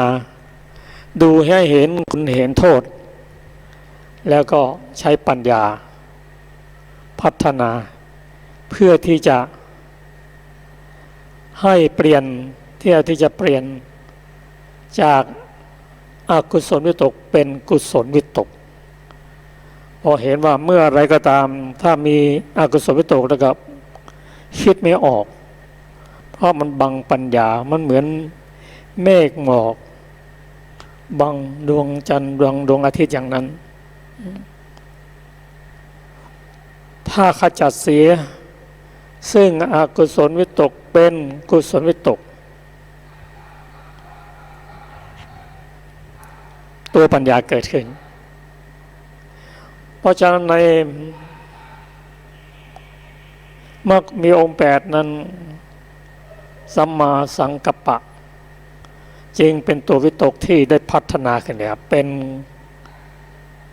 กุศลวิตกเมื่อกุศลวิตกเกิดขึ้นแล้วก็การพิจารณาธรรม ก็ทรงสงเคราะห์เข้าไปในเรื่องของปัญญาครับต่อไปก็จะเป็นเรื่องของศีลได้แก่สัมมาวาจาสัมมากัมมันตะสัมมาอาชีวะก็ขอเชิญอาจารย์ประเสริฐครับ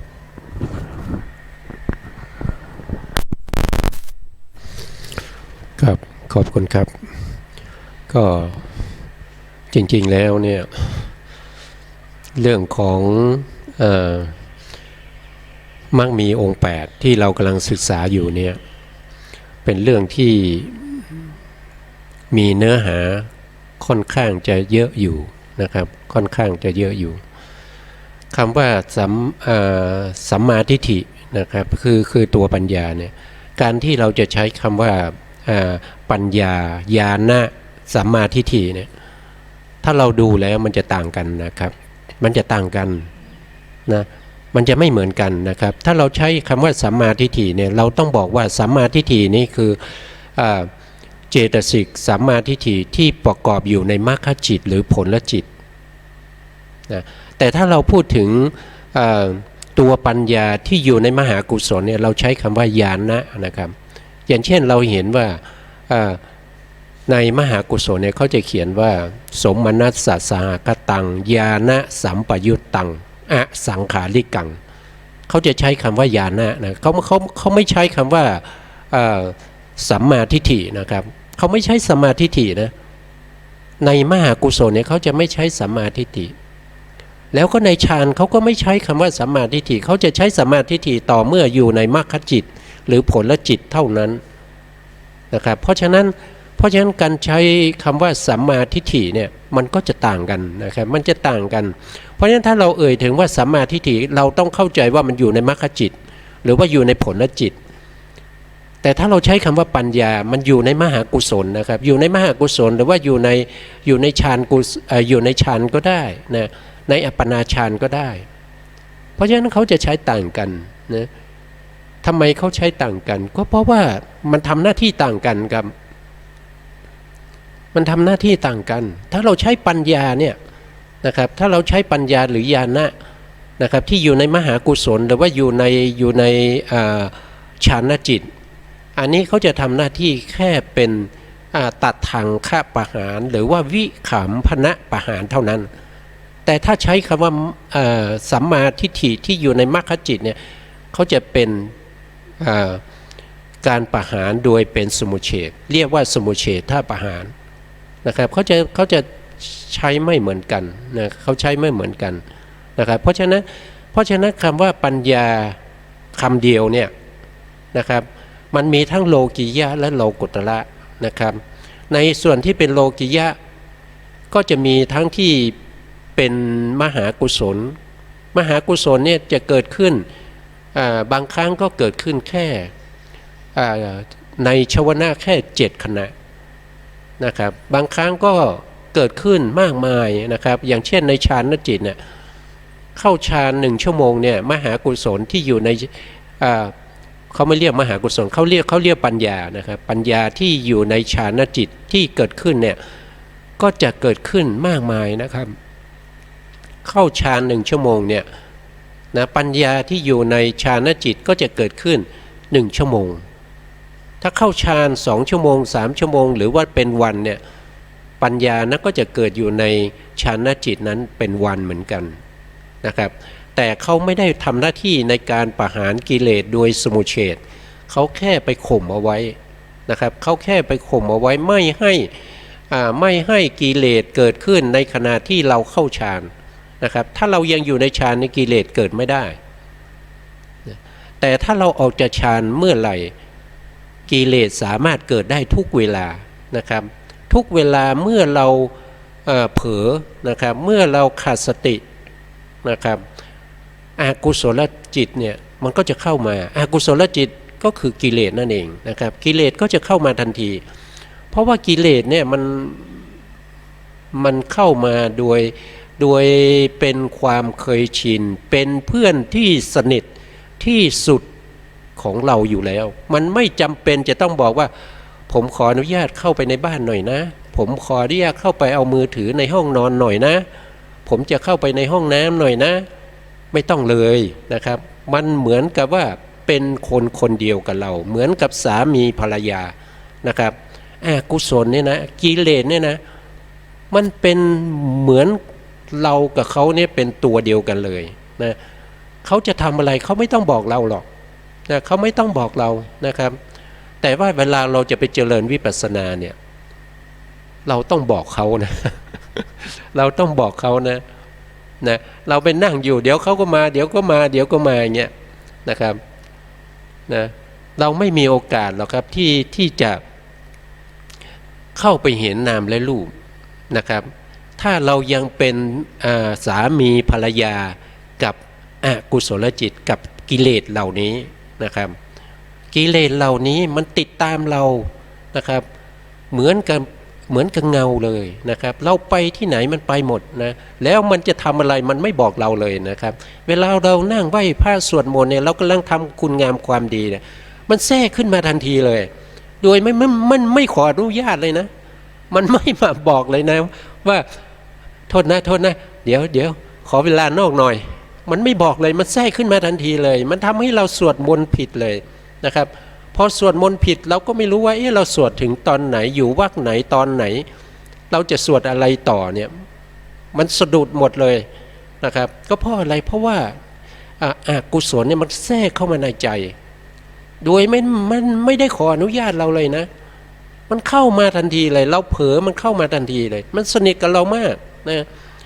แต่ว่าในส่วนที่เป็นกุศลเนี่ยกว่าเราจะให้มันเกิดปัญญาเนี่ยอย่างเช่นเราไปนั่งสมาธิเพื่อให้เกิด คณิกาสมาธิเนี่ย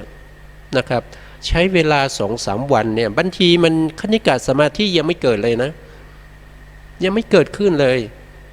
นะครับบางทีเราต้องปฏิบัติอย่างอุกิจต้องมีสตินะครับต้องมีวิริยะมีขันติมีความเพียรมากมายนะครับที่จะกันอกุศลมันไม่ให้มันเข้ามาเพราะอกุศลเข้ามาปุ๊บเนี่ยมันหมดทุกอย่างนะครับอย่างเช่นเรากำลังเจริญสมาธิกำลังนั่งอยู่เนี่ยนะครับที่เรากำหนดลมหายใจอยู่เนี่ยนะครับกำหนดลมหายใจเข้าและลมหายใจออกเนี่ยกำหนดไปเรื่อยๆจนจิตมันเริ่มจะสงบขึ้นมานะครับพอจิตมันเริ่มสงบมันแทรกเข้ามาแล้วพอมันแทรกเข้ามามันหลุดเลยนะมันหลุดเลยพอมันหลุดบางทีเรายังไม่รู้นะบางทีเรายังไม่รู้ว่าเรายังกำหนดลมหายใจอยู่หรือว่าเราไปกับกิเลสแล้วเราไปกับผู้ที่มาชวนเรานะครับมาชวนให้เราไปคิดถึงคนนั้นคิดถึงคนนี้คิดถึงคนที่เราชอบบ้างไม่ชอบบ้างนะครับคิดถึงกิจการงานต่างๆเราไปตั้งแต่เมื่อไหร่ไม่รู้มันรู้สึกอีกตัวอีกทีไม่รู้ว่าไปได้นานเท่าไหร่แล้วนะครับอันนี้มันสนิทกับเรามากมันเกาะกินอยู่ในใจของเราเลยเพราะฉะนั้นพระพุทธองค์จึงบอกว่านะครับจึงบอกว่าอันตรายมีอยู่2 อย่างนะครับอันตรายนะครับมีอยู่2 อย่างอันตรายที่ปรากฏกับอันตรายที่ไม่ปรากฏนะครับอันตรายที่ปรากฏก็คือการที่เราปวดหัวอย่างนี้นะครับปวดหัวเจ็บท้องนะครับปวดตาแดงนะครับเวียนศีรษะพวกนี้มันเป็นอันตรายปรากฏนะแต่อันตรายที่มันไม่ปรากฏเนี่ยมันอยู่ในใจนู่นนะมันอยู่ในใจนะครับก็คือกิเลสที่มันเกาะกินใจเรานะครับนิวรณ์ทั้งหลายเนี่ยนะ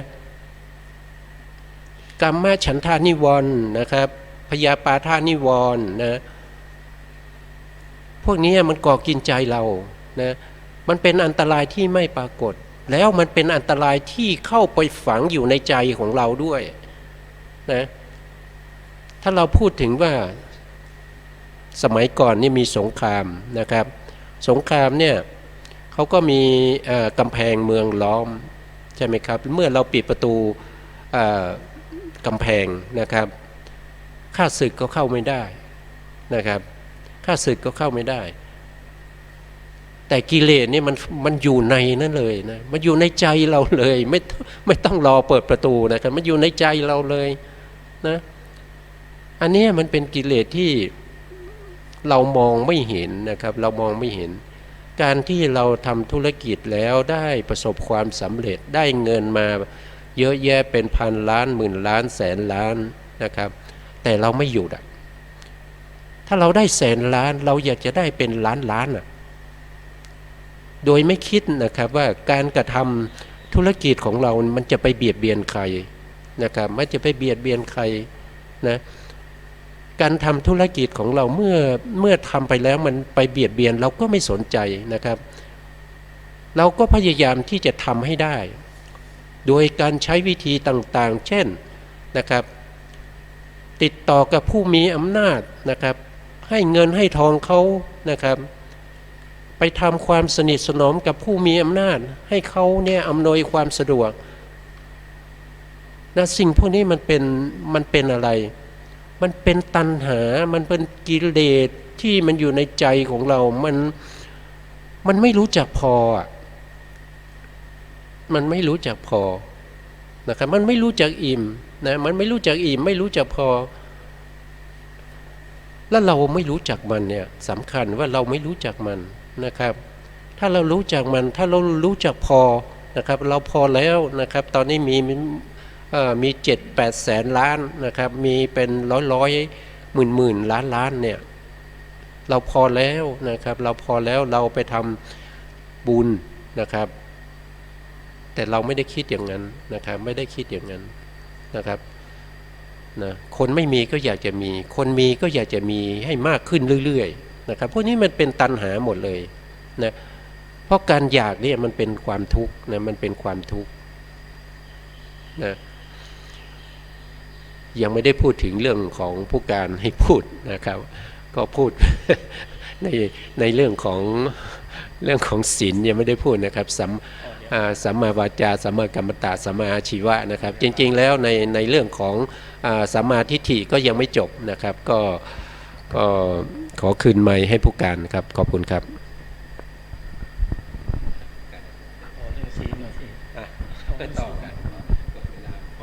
ครับผมขอบคุณครับให้ผมต่อในเรื่องของศีลนะครับเรื่องของศีลก็จะมีในถ้าเราดูในมรรคจิตนะในมรรคจิตนี้ก็มีศีลอยู่3อย่างนะครับศีลอยู่3อย่างและศีล3อย่างนี้ถ้าไปเกิดในโลกิยะเขาจะเกิดไม่พร้อมกันนะเขาเกิดพร้อมกันไม่ได้นะเขาเป็นนานากตาจิแต่มีเงื่อนไขว่าเวลามาเกิดในมรรคจิตเนี่ยเขาต้องเกิดพร้อมกันถ้าไม่เกิดพร้อมกันในมรรคจิตจิตดวงนั้นจะไม่เรียกว่าเป็นมรรคจิตจิตดวงนั้นจะไม่เรียกว่าเป็นผลจิตนะครับศีล3อย่างนี้ก็คือ1ก็คือสัมมาวาจานะครับสัมมาวาจาก็คือการงดเว้นจากการพูดวจีทุจริตก็คืออย่างเช่นพูดเท็จนะครับพูดส่อเสียดพูดหยาบคายพูดเพ้อเจ้อนะครับแต่การพูดทั้ง4อย่างนี้ต้องมียกเว้นนะครับถ้าเป็นสัมมาวาจาเนี่ยต้องมีการยกเว้นในส่วนที่ว่าที่พูดไปเกี่ยวกับเรื่องอาชีพนะเกี่ยวกับเรื่องอาชีพนะครับที่พูดมุสาเกี่ยวกับเรื่องอาชีพที่พูดสอดเสียดเกี่ยวกับเรื่องของอาชีพที่พูดหยาบคายพูดเพ้อเจ้อเกี่ยวกับอาชีพนี้ไม่อยู่ในสัมมาวาจานะครับไม่อยู่ในสัมมาวาจายกออกไปเลยเรื่องของอาชีพนะครับยกออกไปไว้ที่ไหนไปไว้ที่สัมมาอาชีวะนะครับสัมมาวิชีวะนี่มันจะรวมหมดเลยนะรวมทั้งเรื่องของมิจฉาวาจานะครับที่เกี่ยวกับอาชีพเนี่ยต้องอยู่ในสัมมาอาชีวะนะครับเพราะฉะนั้นมิจฉาอาชีพที่เกี่ยวกับเรื่องของการพูดทุจริตในเรื่องของอาชีพถ้าเว้นปุ๊บไม่ได้อยู่ในสัมมาวาจาแต่ไปอยู่ในสัมมาอาชีวะนะครับต้องเข้าใจอย่างนี้นะแล้วก็ในเรื่องของสัมมากัมมันตะนะสัมมากัมมันตะก็คือทำการงานชอบในการทำการงานชอบเนี่ยเขาอยู่ในมรรคจิตเนี่ยเขาทำอะไรนะอยู่ในมรรคจิตนะทั้งหมดต้องช่วยกันในการที่จะประหารกิเลสนะครับในการที่จะประหารกิเลสไม่ใช่ว่าสัมมากัมมันตะผมกำลังแต่งหนังสืออยู่นะครับตอนนี้ผมกำลังเขียนในเรื่องของจิตตสังคหะอยู่นะไม่ใช่นะครับไม่เกี่ยวกันนะไม่เกี่ยวกันนะการงานชอบนะครับการงานชอบต้องเกี่ยวกับเรื่องของการประหารกิเลสนะครับการประหารกิเลสเพราะสิ่งพวกนี้ถ้าไม่มีศีลใช่ไหมครับไม่มีศีลแม้แต่ข้อเดียวแต่มีสัมมาทิฏฐิสัมมาสังกัปปะสัมมาสติสัมมาสมาธิสัมมาวายาโมถามว่าจะประหารกิเลสได้ไหมกิเลสที่เป็นอนุสัยเนี่ยจะถูกประหารไหม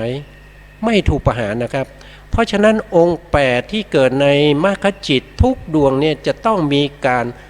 ทำหน้าที่ในการช่วยเหลือซึ่งกันและกันในการที่จะประหารอนุสัยกิเลสที่มันยังนอนอยู่ในขันธสันดานถึงแม้ว่าเราจะมองไม่เห็นนะครับถึงแม้ว่าเราจะมองไม่เห็นเราจะไม่รู้จักว่าอนุสัยกิเลสที่มันอยู่ในขันธสันดานของเราเนี่ยมันมีลักษณะอย่างไรมันเป็นอย่างไรมันมีอารมณ์เป็นอะไรไม่มีใครที่จะรู้ได้ยกเว้นพระสัมมาสัมพุทธเจ้านะครับถ้าอนุสัยกิเลสนั้นไม่ตื่นขึ้นมาเป็นปริยุฐานะกิเลสเราจะไม่รู้จักอนุสัยเลยนะเพราะฉะนั้นอนุสัยเนี่ยเป็นสิ่งที่มองไม่เห็นครับเป็นสิ่งที่มองไม่เห็นแล้วก็รู้สึกเขาไม่ได้ด้วยนะครับรู้สึกเขาไม่ได้นะครับอย่างเช่นโลภะเกิดในใจเราเนี่ยอันนี้มันเป็นกิเลสที่เป็นปริยุฐานะกิเลสแล้วมันไม่ใช่อนุสัยเราสามารถรู้ได้นะครับเรารู้ได้ถึงความอยากเรารู้ได้ถึงความไม่สบายใจเรารู้ได้แต่มันไม่ใช่อนุสัยนะถ้ามันเป็นอนุสัยเนี่ยเรารู้มันไม่ได้หรอกแล้วมรรคจิตแล้วก็เจตสิกที่เป็น มากมีองค์8เนี่ย8ดวงเนี้ยหรือว่าบางทีก็7ดวงนะครับขึ้นอยู่กับว่าจะอยู่ในปฐมฌานหรือว่าทุติยฌานถ้าทุติยฌานขึ้นไปก็มีมากมีองค์7นะครับเว้นสัมมาสังกัปปะไปนะครับเพราะว่าวิตกเนี่ยถูกเว้นไปด้วยคุณสมบัติของฌานที่สองถ้าเป็นเราไม่รู้จักเขาเนี่ยเราจะไปประหารเขาได้ยังไงนะเราจะประหารเขาได้ยังไงนะเพราะฉะนั้นเนี่ยการที่มีมากมีองค์8ที่สามารถรวมกันได้ถึงแม้เขาจะเป็นนานากถาจิที่เขาไม่มีโอกาสที่จะรวมกันในโลกิยจิตเลยนะเขาจะมารวมกันที่มรรคจิตเมื่อเขามารวมกันที่มรรคจิตทุกส่วนทุกสิ่งนะครับเขาก็จะมีหน้าที่ในการช่วยกันประหารอนุสัยกิเลสนะประหารอนุสัยกิเลสแต่ตัวที่เรายกให้ตัวปัญญาเป็นตัวที่ประหารอนุสัยกิเลสก็เพราะว่าปัญญานี่เป็นตัวที่รู้นะครับเป็นตัวที่รู้แล้วก็เป็นตัวที่รู้กว้างนะครับรู้กว้างนะเป็นตัวที่รู้กว้างคล้ายๆว่าเป็นผู้นำนะครับถ้าว่าโดยมากมีองค์8ถ้าเราเปรียบเทียบก็เหมือนกับว่าเป็นแม่ทัพนะครับเป็นแม่ทัพนะครับเป็นผู้ที่ในคือพูดง่ายๆว่า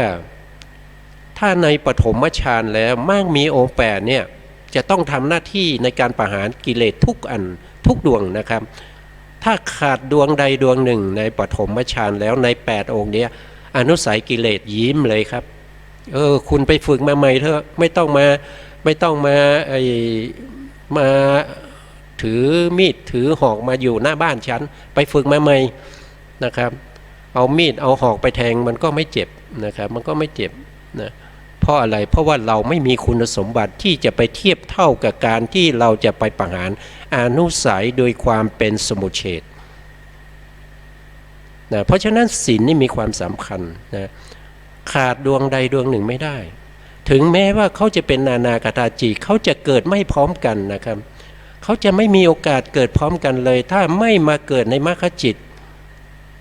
ถ้าเขาไปเกิดในมหากุศลเนี่ยถ้าสัมมาวาจาเกิดนะครับสัมมากัมมันตะสัมมาอาชีวะบอกว่าบ๊ายบายผมไม่ไปด้วยคุณไปเองจะเกิดไม่พร้อมกันนะถ้าสัมมากัมมันตะไปเกิดในมหากุศลนะครับสัมมาวาจาสัมมาอาชีวะก็บอกว่าเชิญเถอะครับคุณเชิญเลยตามสบายเลยผมไม่ไปเนี่ยมันเป็นอย่างนี้นะครับเพราะฉะนั้นคำว่ามากมีองค์8เนี่ยเราจะใช้เฉพาะในมรรคจิตหรือว่าผลจิตเท่านั้นนะเพราะว่ามันมีคุณสมบัติพิเศษแล้วมรรคจิตผลจิตเนี่ยเป็นจิตที่เราต้องมีการชักชวนนะครับเป็น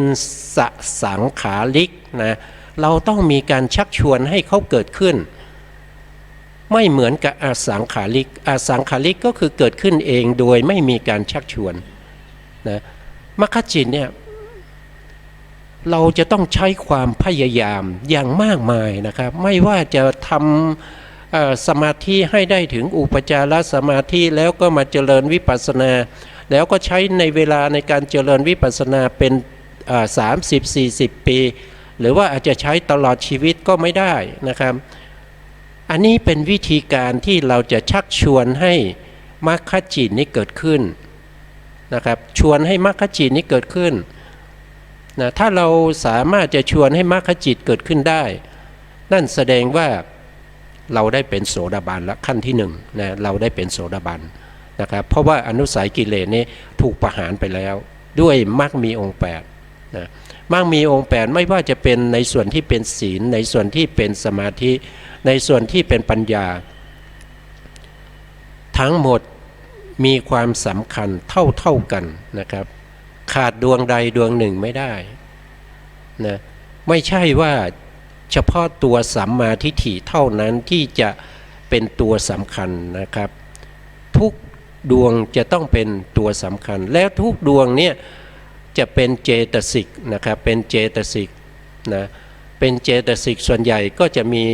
เจตสิกที่เป็นทั้งโลกิยะนะครับประกอบกับโลกิยะจิตก็ได้ประกอบกับอกุศลจิตก็ได้ประกอบกับมหากุศลก็ได้ประกอบกับผลจิตก็ได้มรรคจิตก็ได้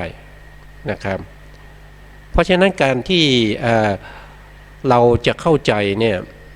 ต้องใช้เวลานะครับต้องใช้เวลาในการศึกษานะในการศึกษาอย่างเช่นสัมมาวาจานะคำว่าสัมมาวาจาเนี่ยเราจะทำยังไงให้ได้สัมมาวาจานะครับเราจะพูดยังไงนะครับที่มันไม่เป็นมุสานะที่มันไม่เป็นมุสานะบางครั้งเนี่ยเราอยู่ในสังคมที่ปัจจุบันเนี่ยมันเป็นสังคมที่มันยังไงอ่ะมันเป็นสังคมที่มีการมุสานะครับไม่ว่าผู้หลักผู้ใหญ่นะครับไม่ว่าผู้หลักผู้ใหญ่เป็นถึงนายกหรือว่าเป็นถึงรัฐมนตรีเป็นถึงสสนะครับพวกนี้เช้าพูดอย่างนะบ่ายพูดอย่างเย็นพูดอย่างนะครับวันนี้พูดอย่างนี้พรุ่งนี้พูดอีกอย่างหนึ่งนะครับอย่างนี้ไม่ได้เป็นสัมมาวาจาแต่ทำไมเรายกย่องคนพวกนี้ว่าเป็นคนดีทำไมเขาถึงเป็นคนดีเพราะสังคมมันวิปลาสนะครับทุกวันนี้เพราะฉะนั้นการที่เราจะดึงกลับมาเพื่อให้เป็นสังคมที่ดีนะครับก็จะต้องมีคุณธรรมนะครับจะต้องมีพระพุทธศาสนาเข้าไปแทรกไว้นะครับไปแทรกไว้ไปปลูกฝังนะครับปลูกฝังตั้งแต่เป็นเด็กเลยนะครับแต่กับตรงข้าม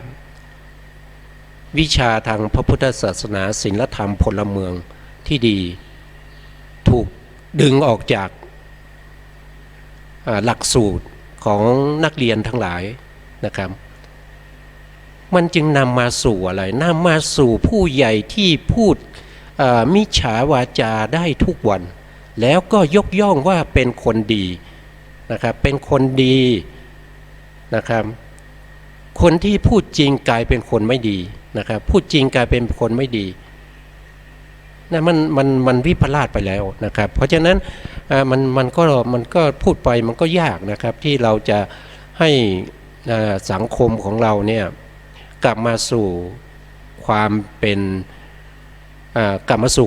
นอะไรดีกลับมาสู่ความเป็น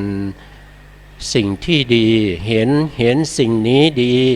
สิ่งนี้สภาวะเขาเป็นความดีก็ให้เห็นเป็นของดีสิ่งนี้สภาวะที่มันไม่ดีเห็นแล้วก็ต้องบอกว่าไม่ดีนะครับอย่ามุสานะครับอย่ามุสานะครับถ้าเรามุสาไปยกย่องคนไม่ดีมันสังคมมันวุ่นวายนะครับสังคมวุ่นวายนะครับวุ่นวายมากนะเพราะฉะนั้นสิ่งที่ดีก็ให้เห็นเป็นดีเพราะเราพูดถึงว่าสัจธรรมนะครับเราพูดถึงเรื่องของรูปนามเราเห็นรูปเห็นนามก็ให้เห็นตามสภาวะของรูปนามไม่ใช่ว่าเราไปปรุงแต่งรูปนามแล้วเอาสิ่งที่เราปรุงแต่งไปบอกคนอื่นว่าผมเห็นรูปนามแล้วนะครับชาตินี้เป็นชาติสุดท้ายของผมแล้วผมจะไม่เกิดอีกแล้วชาติหน้าผมไม่เกิดแน่นอนแต่ไม่รู้อะไรเลยนะครับไม่รู้อะไรเลยนะไม่รู้จักแม้กระทั่งสัมมาวาจาสัมมากัมมันตะสัมมาอาชีวะนะครับแต่บอกว่าไม่เกิดแล้วนะผมไม่เกิดแล้วผมหน้าไม่มีสำหรับผมนะครับอย่างนี้เราเชื่อได้ไหมเราจะยกย่องเขาว่าเขาเป็นพระอรหันต์ได้ไหมนะเราจะไปกราบไปไหว้เอาเครื่องสักการะไปบูชาเขาใช่ไหมเพราะว่าเขาไม่เกิดแล้วพบหน้าเขาบอกเราได้ยินกับหูของเราเองเขาพูดกับปากเขาเองใช่ไหมเราจะเอาอย่างนั้นหรือครับหรือว่าเราจะเอาในสิ่งที่ถูกต้องนะในสิ่งที่ถูกต้องว่ารูปมีลักษณะสลายแปรปรวนไปเป็นลักษณะจิตมีลักษณะรู้อารมณ์อยู่เป็นนิจนะครับเจตสิกมีลักษณะประกอบกับจิตตามสภาวะความเป็นจริงของเขานะครับโทสะเกิดขึ้น โทสะมีความเล่าร้อนเป็นลักษณะ เราเห็นเขามีโทสะแล้ว เราไม่รู้ว่าเขาเล่าร้อน แต่เราเกิดความสะใจ เราชอบใจมันก็แปลกดีนะครับมันก็แปลกดีนะสิ่งพวกนี้เป็นสิ่งที่มันพูดไปก็ลำบากนะครับพูดไปก็กระทบกระเทือนหลายท่านนะครับก็ถ้าเราไม่พูดมันก็จะเรียนแบบกันเรื่อยๆนะครับมันไม่รู้จักความเป็นจริงอ่ะถ้าเรามีคนมาพูดหลายๆคนนะพูดต่อๆกันไปเรื่อยๆนะครับอีกหน่อยพวกนี้เขาเปลี่ยนเองครับเขาเปลี่ยนเองเขาเปลี่ยนตัวเขาเองได้นะครับเพราะว่าเขาเห็นแล้วว่าคนส่วนใหญ่ไม่ชอบนะครับเขาก็จะเปลี่ยนเองแต่ถ้าเราพูดอยู่คนเดียวเนี่ยมันไม่มีกำลังนะครับมันไม่มีกำลังดีไม่ดีคนพูดอาจจะได้ ได้รับอันตรายนะครับเพราะฉะนั้นก็ฝากเรื่องนี้เอาไว้สำหรับ พวกเราชาวพุทธทุกคนนะครับให้เราเข้าใจในเรื่องของคำสั่งสอนของพระสัมมาสัมพุทธเจ้าให้เห็นในเรื่องของดีก็คือดีชั่วก็คือชั่วนั่นก็คือเรื่องของกัมมสกตาสัมมาทิฏฐิครับผมขอบคุณครับ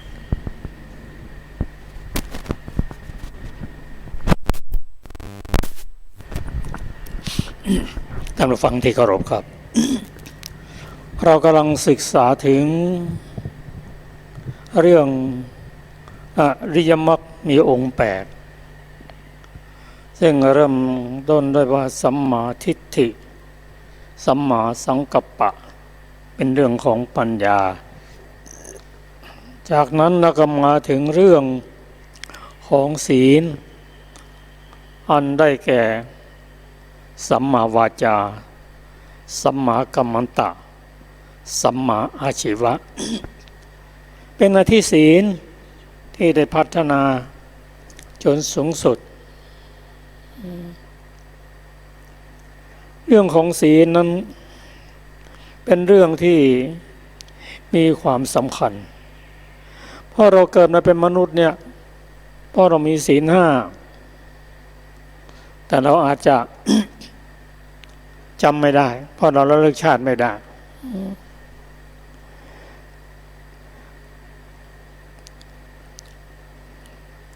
เรื่องของอธิศีลเป็นเรื่องที่ท่านผู้ต้องการที่จะพ้นจากทุกข์ได้พัฒนาขึ้นไปตามลำดับสัมมาวาจานั้นไม่เห็นว่าเรื่องพูดโกหกพูดไม่จริงนั้นไม่มีละท่านไม่พูดส่อเสียดให้เขาทะเลาะกันแต่ความสามัคคีกันเขาก็ไม่ทำแล้วพูดหยาบคายแน่นอนไม่มีสัมภปราปะพูดในสิ่งที่ไม่มีสาระจะเห็นว่าสัมมาวาจานี้ละเอียดมาก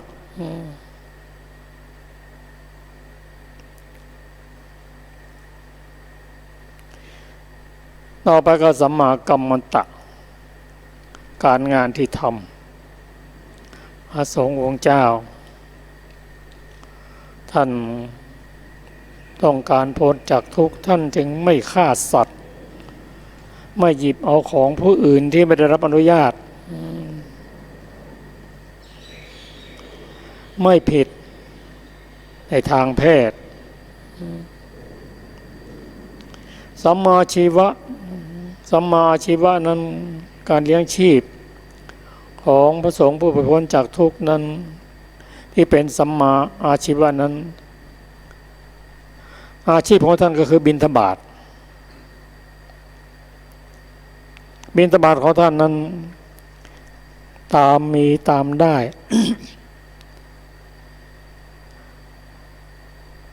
ไม่มีการหลอกลวงหรือวิธีอื่นอันจะได้มาซึ่งบิณฑบาตนั้นไม่มี ท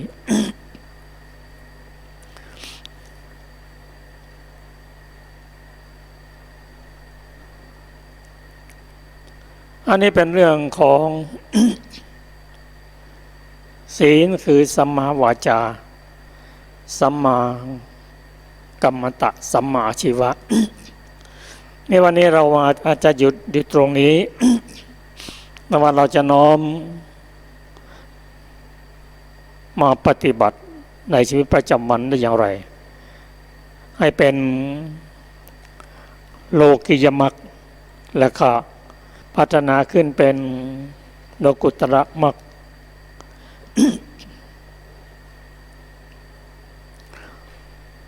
สำหรับเรื่องของปัญญานั้นจะเกิดขึ้นได้ด้วยการคบกัลยาณมิตร ความจริงการที่จะรู้ว่าใครเป็นกัลยาณมิตรนั้นหรือปาปมิตรนั้นก็อาศัยปัญญาเหมือนกันเคยได้ทำบุญมาก่อนได้สั่งสมปัญญามาก่อนมองเห็นคนละคนนี้เป็นมิตรเป็นกัลยาณมิตรคนนี้เป็นปัปปมิตรเราจะน้อมมาปฏิบัติศึกษาโดยเฉพาะเด็กๆลูกๆหลานๆนั้นอาจจะไม่ได้สั่งสมปัญญามาก็เป็นผู้แนะนำให้ หนังสือเล่มนี้ดีนะน่าอ่านคนนั้นเป็นคนดีน่าคบเพราะฉะนั้นเด็กๆนะถ้าเชื่อบิดามารดาก็ถือว่าเป็นความเชื่อที่ถูกตรงเพราะบิดามารดานั้นท่านเป็นผู้มีประสบการณ์ผ่านชีวิตผ่านวัยมามากตัวเรานั้นเราจะน้อมนำมาปรับปรุงปัญญาของเราได้อย่างไรก็ได้แก่คบกัลยาณมิตรเราจะรู้ได้ยังไงเป็นกัลยาณมิตรก็ดูยากแต่กัลยาณมิตรนั้นมีหลายอย่างด้วยกันหนังสือที่ดีก็เป็นมิตรที่ดีพระไตรปิฎกนั้นเป็นยอดกัลยาณมิตรเข้าหาท่านเถิดคบท่านถึงแม้พระองค์จะ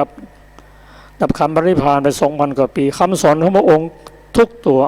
อักษรก็เป็นเสมือนตัวแทนการคบยอดกัลยาณมิตรในการอ่านการฟังธรรมพระธรรมคำสอนของพระพุทธเจ้า พระพุทธเจ้านั้นเป็นเอกบุรุษของโลกเป็นผู้ที่มีพระปัญญาธิคุณมีพระบริสุทธิคุณมีพระมหากรุณาธิคุณการที่เข้าถึงพระองค์นั้นถือว่าเป็นผู้ที่ปลอดภัยที่สุดไม่มีความตกต่ำเป็นธรรมดาแม้การอ่านพระธรรมคำสอนในพระไตรปิฎกนั้นเราอ่านและเราฟังแล้วไม่เข้าใจอานิสงส์ก็ได้อยู่แล้วเช่นได้สมาธิได้สติและได้ข้อแนะน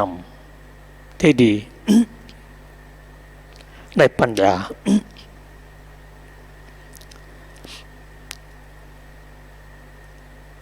นอกจากนั้นคือการอ่านการฟังการถามปัญหาอันนี้ก็ทำให้เกิดปัญญาโดยเฉพาะเข้าหาขุมของปัญญาอันได้แก่ขันธ์อายตนะธาตุสัจจะเป็นต้นอันนี้เป็นขุมปัญญากับพันปัญญาก็พัฒนาได้โดยเฉพาะการปฏิบัติธรรมการเจริญสติปัฏฐานสี่ก็ทำให้เกิดปัญญายิ่ง การไม่คบคนพาลก็จะทำให้เรา ได้กัลยาณมิตร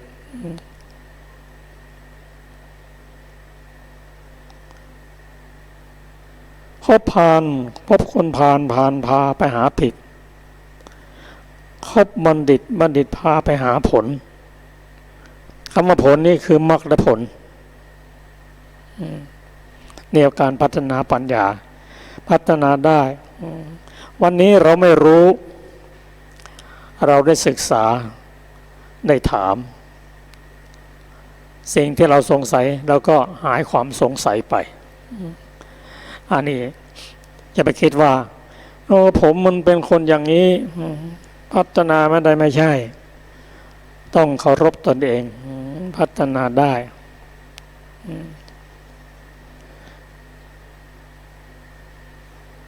ส่วนสังกัปปะนั้นโดยเฉพาะอกุศลสังกัปปะนั้นเราปฏิบัติไปเราก็เริ่มเห็นผลเช่นเราตรึกในเรื่องของกามคุณหมกมุ่นเรื่องกามคุณเห็นเลยคิดอะไรไม่ออกปัญญามันดับละเห็นนะโอ้เป็นอย่างนั้นเองพยาบาทก็เหมือนกันเป็นตัวกิเลสทำให้ปัญญาดับคิดเบียดเบียนก็เช่นเดียวกันถ้าเรานึกถึงเรื่องปิตกถึงเรื่องกามฉันทะก็ดีพยาปาทะก็ดีหรือวิหิงสาก็ดีเรารู้ตัวเองว่าเราจะเรียนเราจะทำเราจะคิดนั่นมันคิดไม่ออกก็พิจารณาให้รอบคอบก็ใช้หลักของโยนิโสมนสิการะนั้นพิจารณารอบคอบแล้วเป็นผู้มีสติก็พัฒนาได้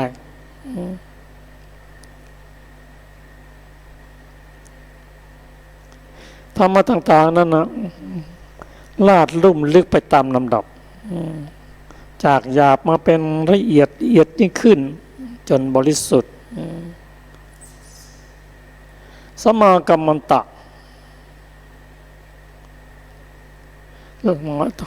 เราพูดถึงเรื่องสัมมาสังกัปปะต่อไปก็เป็นเรื่องของสัมมาอาชีวะอาชีพที่เราจะพัฒนาได้ให้ดีขึ้นนั้นก็มีข้อห้ามบอกแล้วว่าถ้าอาชีพอย่างนี้ประกอบแล้วจะมีความทุกข์เช่นอาชีพในการค้าขายสัตว์ที่เขานำไปฆ่าอาชีพขายเครื่องมึนเมาเช่นสุรายาเสพติดเป็นต้นอาชีพในการค้ายาพิษ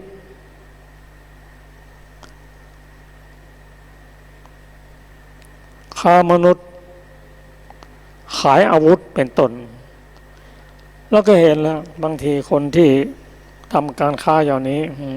ให้ผลในปัจจุบันให้ผล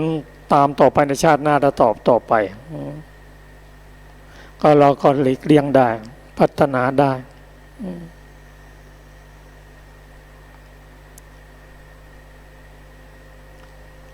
อันนี้ก็เป็นเรื่องของศีลซึ่งเราได้ศึกษาแล้วก็ได้ฟังแล้วว่าเอาอานิสงส์ของศีลเนี่ยมีมากมาย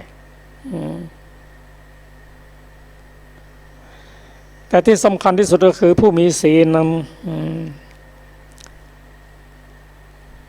จะเจริญสมาธิก็ง่ายเข้าได้ง่ายเข้าได้เร็วตั้งอยู่ได้นานคนไม่มีศีลนั้น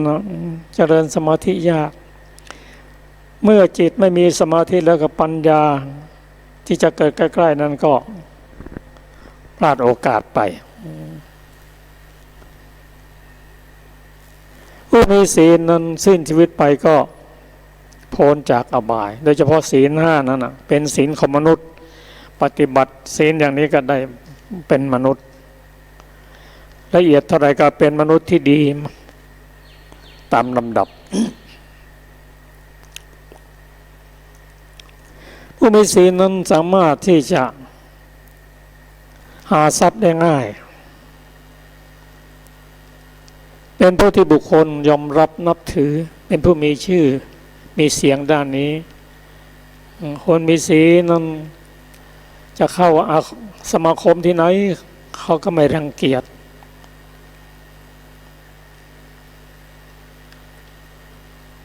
บุคคลผู้มีศีลนั้น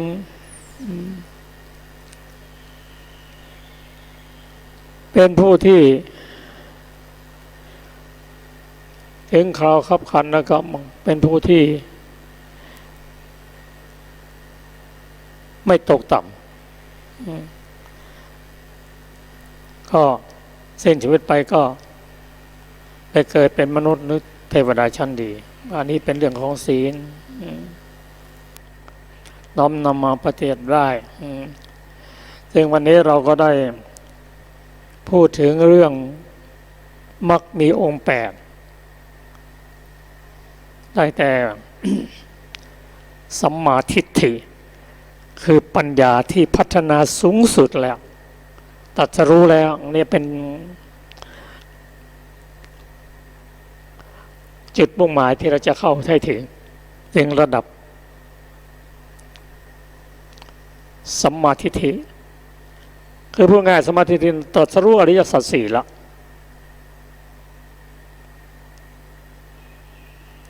สัมมาสังกัปปะสัมมาวาจาแล้วก็พัฒนาขึ้นได้จากคนที่เราเคยพูดกับเขาไม่จริงใจนะเราเปลี่ยนได้พูดจริงฝึกได้แล้วเราจะเห็นผลด้วยตัวเองคือพูดแล้วเราพูดความจริงแล้วมันสบายใจแต่พูดไม่จริงแล้วโดยเฉพาะกับบุคคลที่มีศีลสมาธิปัญญานะบาปหนักตกนรกก็พัฒนาไปครับท่านผู้ฟังที่เคารพครับวันนี้เราก็มี ปัญหาที่ เราจะพิจารณาตอบ ปัญหาในวันนี้ถามว่าคนที่ทำกรรมเหมือนกันมักจะได้รับผลของกรรมพร้อมกันใช่ไหมเช่นโดยการถูกเกณฑ์ไปเป็นข้าทาสอย่างนั้นใช่ไหมเรื่องของกรรมและผลของกรรมนั้นเป็นเรื่องที่สลับซับซ้อนจะตอบให้ตรงจริงๆนั้นก็พระสัมมาสัมพุทธเจ้าแต่คนที่ทำกรรมเหมือนกันแล้วก็อธิษฐานร่วมกันมักจะได้รับผลพร้อมๆกันได้แต่ทำงานร่วมกันนั้นเจตนาความหวังผลนั้นอาจจะแตกต่างกันก็ให้ผลไม่ตรงกันก็มียกตัวอย่างเช่น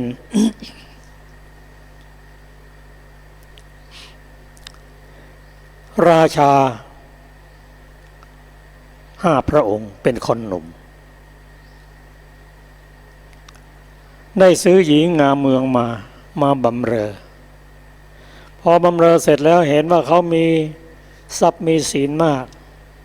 ฆ่าหญิงงามเมืองนั้นเสียหญิงนั้นผูกอาฆาตไว้ในสมัยพุทธองค์มีภิกษุซึ่งในอดีตเป็นพระราชาเนี่ยเช่นท่านปุกกุสติผ่านนรกหมกไหม้มา ถึงชาติสุดท้ายได้เป็นพระราชา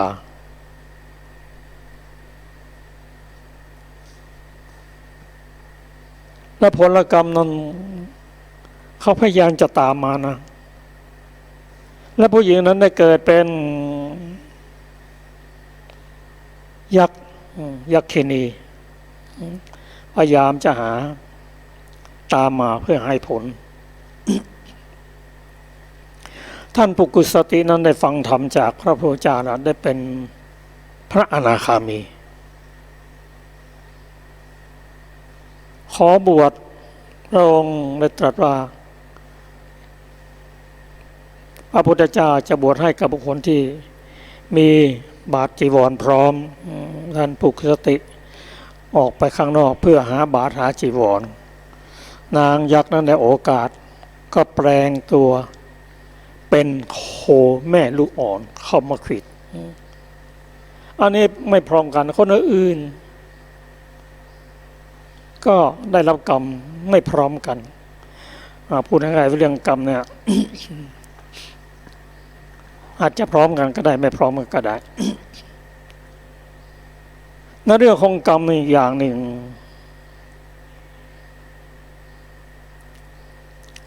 คือความปรารถนาตั้งความปรารถนาไว้ทำกรรมอะไรก็ตั้งความปรารถนาไว้คนนั้นทำบุญเราก็ทำบุญตั้งความปรารถนาไว้ก็ได้เกิดพร้อมกันเป็นคู่กันก็มีเรื่องของกรรมนั้นเป็นเรื่องที่เราศึกษากันไปโดยเฉพาะเรื่องของกรรมที่มีในพระไตรปิฎกนั้นในพระสูตรนั้นเราเห็นแล้วเราก็จะเกิดความเชื่อมั่นแต่ที่แน่ๆก็คือบุคคลทำกรรมอย่างใดก็ต้องรับกรรมอย่างนั้น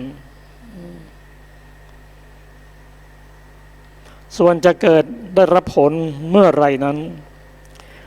ก็ขึ้นอยู่กับการทำกรรมอย่างพิสดารเพราะบุคคลทำกรรมนั้นไม่เหมือนกันไปด้วยกัน2 คนทำบุญด้วยกันเจตนาก็แตกต่างกันอธิษฐานก็แตกต่างกันเพราะฉะนั้นที่พูดได้ง่ายก็คือทำบุญก็ได้บุญแต่รายละเอียดพิสดารนั้นก็ให้ผลแตกต่างกันไปคุณประเสริฐมีอะไรที่จะเพิ่มเติมเกี่ยวกับปัญหา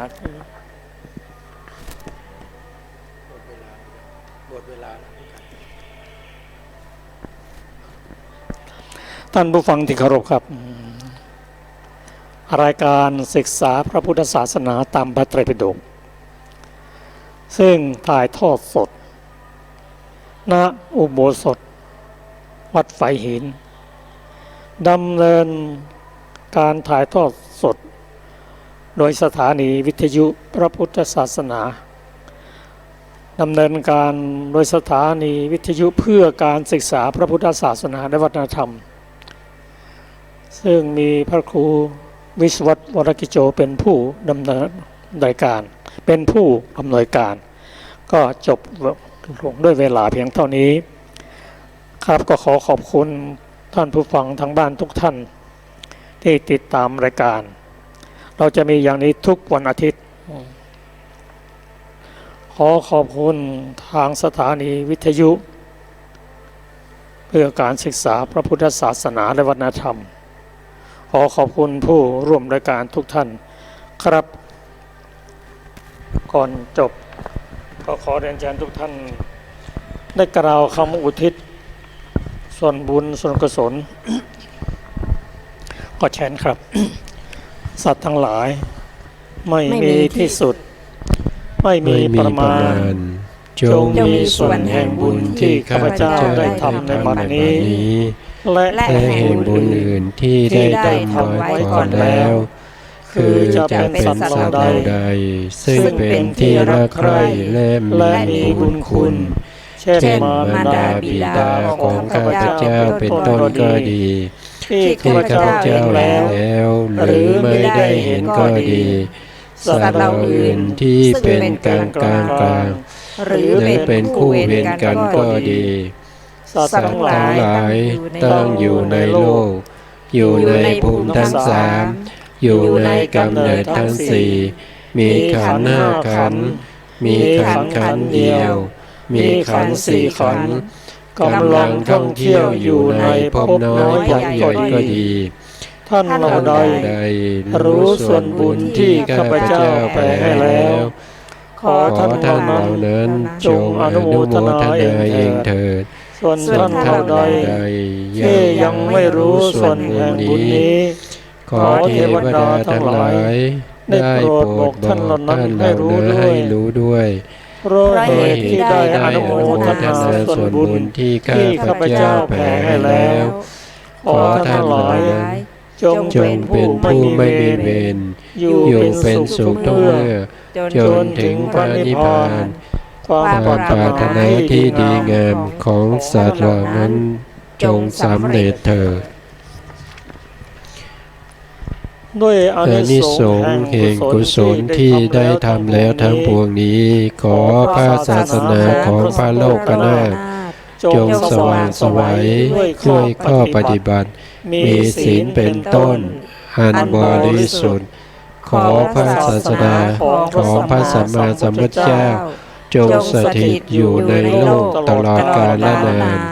ขอปวงสัตว์จงมีความเคารพในพระพุทธศาสนาเป็นนิจขอฝนจงตกในพื้นปฐพี โดยชอบตามฤดูกาล ขอ ขอผู้ยินดีในพระสัทธรรม จงปกครองชาวโลกโดยธรรมเถิด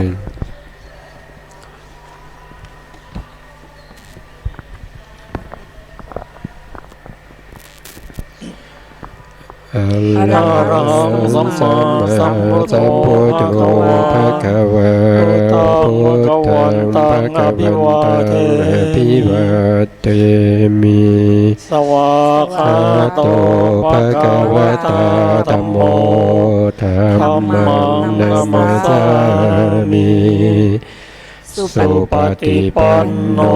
ภะคะวะโตสาวกสังโฆสังฆังนามามิ อนุโมทนาด้วยครับสาธุครับสาธุสาธุ